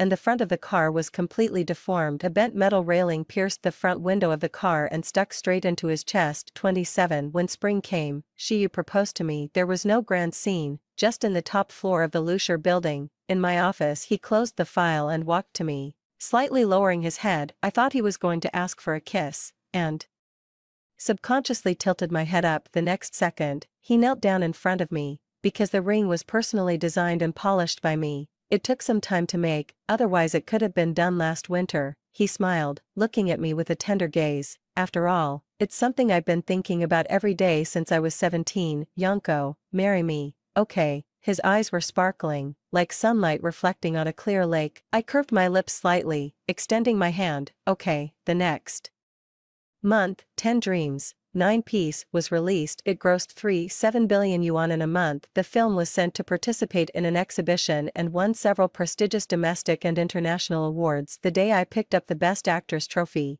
I sincerely thanked Shiyu and my brother on stage. It's my older brother, not that neurotic, the Buddhist insider of J-City's elite circle. After the awards ceremony, a reporter came over for an interview. "Mr. Liu, may I ask, is your brother the comatose vegetable man in the hospital, Liu Huanzhou?" Of course, it is said that he and Lin Bailu were involved in an economic crime case. Lin Bailu has been sentenced to 7 years in prison, and once he wakes up, he will also face legal punishment. I remained silent for a moment and said calmly, "Punishing him by law is to ensure the fairness of the law. I thank him because he, as my older brother, once again protected me. This doesn't conflict." The interview ended, and I, holding the hem of my evening dress, got into the new Rolls-Royce that Shiyu bought. "I'm so cold, Shiyu, hold me." He wrapped me in his long coat like a cocoon, holding my cold hands. Okay. A scorching kiss landed on my skin that wasn't covered by the evening dress, exchanging temperature and igniting a series of flames. The space inside the car wasn't small,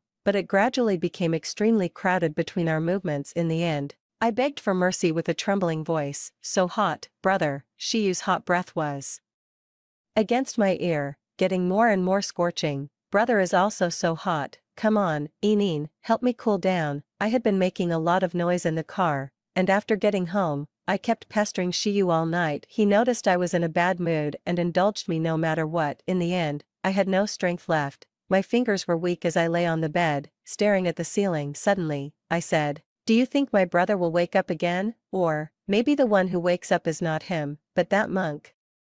Shiyu sighed and pulled me close, hugging me and kissing me repeatedly. "Don't think too much. If it's still that idiot, then he deserves to be in prison. If it's Liu Huanzhou, he wouldn't blame you. Even be grateful to yourself, because you saved yourself." Eneen. 28 The next day, I went to the hospital with Shiyu to visit Liu Huanzhou. He was lying there with tubes and a ventilator for half a year already. I was holding my trophy and the recent contract signed with Liu's company. I chatted and chattered to him for a long time. In the end, I showed him the ring on my finger. "Brother, I'm about to get married to Shiyu, and the wedding date is probably set for March next year. I really hope that you can come to the wedding then." Liu Huanzhou was lying in the hospital bed with his eyes closed. Saying nothing, I stood up and said, "Sure you, let's go." We walked side by side to the door, about to open it. Suddenly, a familiar voice came from behind, weak, extremely hoarse. "Eneen."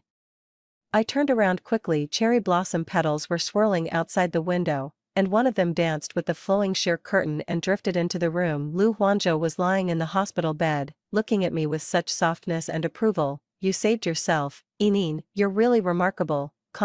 End of text. In his 3rd year in prison, Liu Huanzhou received a second reduced sentence. Extra chapter. He would be released in half a year. That morning, Liu Shuyin brought Shiyu to visit him.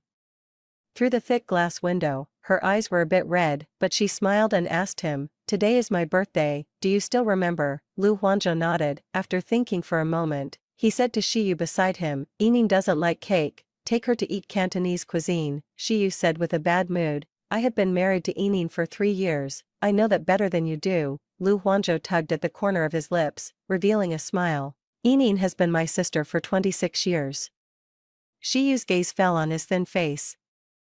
The usual sarcastic words stuck in his throat, and he couldn't say anything. Finally, he pressed his dry eyes and spoke casually, "Humph. In any case, stay good in there. We'll come to pick you up in 6 months." Lu Huanzhou said okay, then watched him walking out with Lu Xuin's hand. After 3 years of marriage, their relationship became better every day. Lu Huanzhou was relieved that during the time he was controlled by that unfamiliar system, at least, Yining had a Shiryu by her side. No matter past lives, it's like this. Yes, he lied. In Lu Huanzhou's current memory, Yining has been his sister for more than 26 years. The moment the bent iron railing pierced his chest, he remembered everything from his past life. The year she was born, Lu Huanzhou was 3 years old. Before he could fully understand the meaning of the word sister, he saw a red, wrinkled baby. She had her eyes tightly closed, and her head's soft hair was still damp. His mother was lying in bed, looking weak, and asked him, "Does Xiaozhou like his sister?" Lu Huanzhou gave an honest answer, "My younger sister, she's a bit ugly." Later,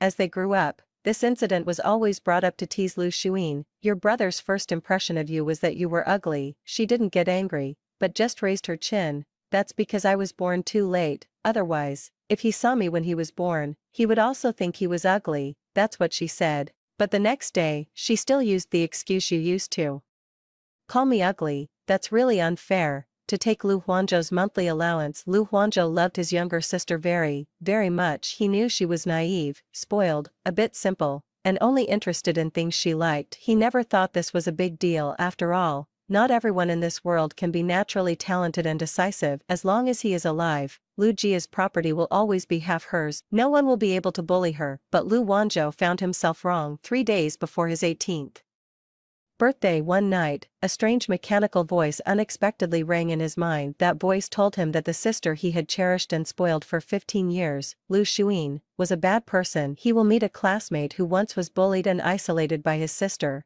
and fall in love with her at first sight. Then, let Lu Xuin pay the price she deserves. Lu Huanzhou found it absurd and ridiculous. In this family, his father is rigid and traditional, and his mother is silent and reserved. Lu Huanzhou understood his younger sister more than anyone else. He even remembered that in her 14th year, she had fought with several delinquents and ended up with bruises all over her face to help a poor student who was being extorted. How could she bully her classmates? That voice had been repeating in his mind for 3 years, and Lu Huanzhou didn't believe a single word of it. Then, on his birthday, he opened his eyes, still thinking about last night when Lu Xuin had secretly knocked on his door, saying she had prepared a special gift for him. Thinking about his most beloved younger sister, Lu Huanzhou instinctively wanted to smile gently, but his lips didn't even move. Then he realized that he had lost control of his body on his 18th birthday. An unfamiliar consciousness, created by that so-called system, took over his body. His soul and thoughts did not dissipate,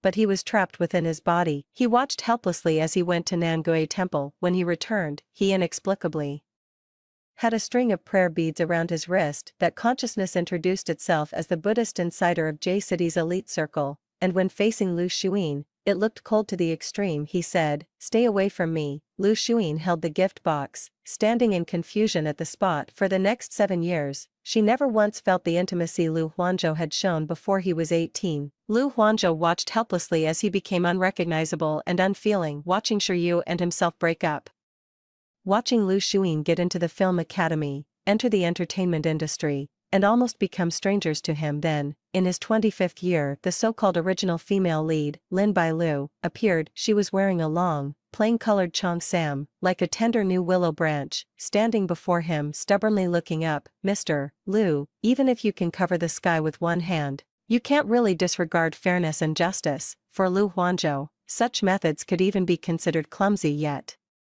the unfamiliar consciousness that had taken over his body actually seemed to have developed some interest in Lin Bailu because of these words. He watched them get closer and closer. He watched Lin Bailu go to the Lu family, pointing at Lu Xuin and accusing her of bullying herself. He watched Lu Xuin scream and cry as her hair was shaved off, and she was stripped of all resources and opportunities in almost brutal ways, watching her being drugged in the drink, and taken away in front of him. Just like the 7 years of disintegration before, he could only watch, unable to do anything. At the moment their hazy and desperate eyes met, that consciousness coldly spoke, "You were born a bad seed, this is what you deserve." Lu Huanzhou felt a pain that penetrated his bones, rising from the depths of his heart bit by bit. On the day he learned of Yin Yin's death, he almost went mad. questioning the system. Why? The system said. This is the plot readers like to see. If you don't follow the character setup, I can only have someone replace you. It was too absurd. This is his life. In his life, so-called love has never been significant. Nothing is more important to him than Onan, that is his younger sister. His sister who he has watched grow from birth. Perhaps it was his excessive anger that influenced someone higher up. The person asked him, do you want to do it all over again? But not you, your sister. As a price, no matter what the final outcome is, you will be the one punished.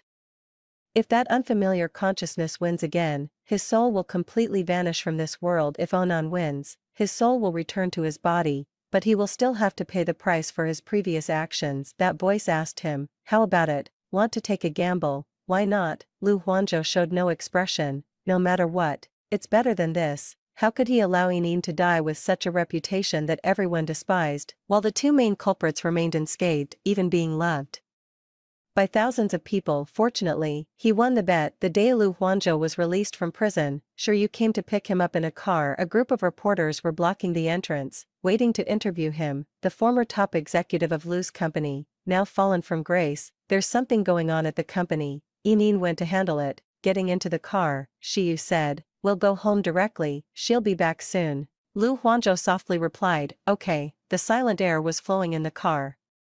After driving for a while, Shiyu suddenly asked, do you know that I will help her? Lu Huanzhou was stunned, and didn't deny it. Yes, you're so smart. If it really exists, how could you not guess? Shiyu gave a self-mocking smile. In my past life, I wasn't very smart. I should have acted earlier, otherwise, I wouldn't have sacrificed myself and not even saved one. Lu Huanzhou remained silent. A familiar voice, filled with tears, rang out. I didn't let Yinyin start over again, but perhaps I was hoping she could turn to Shiyu for help. I should apologize to you, Lu Huanzhou said in a low voice. When you said you liked Yinyin, I always thought it was too young. Some words just for fun, not to be taken seriously. Unexpectedly, Shiyu had loved her for many years without anyone in the world knowing. No need to apologize, Shiyu said. I should also thank you, otherwise, I wouldn't have this day with Yinyin. Neither of them said another word. The car drove forward, passing by streetlights, through clusters of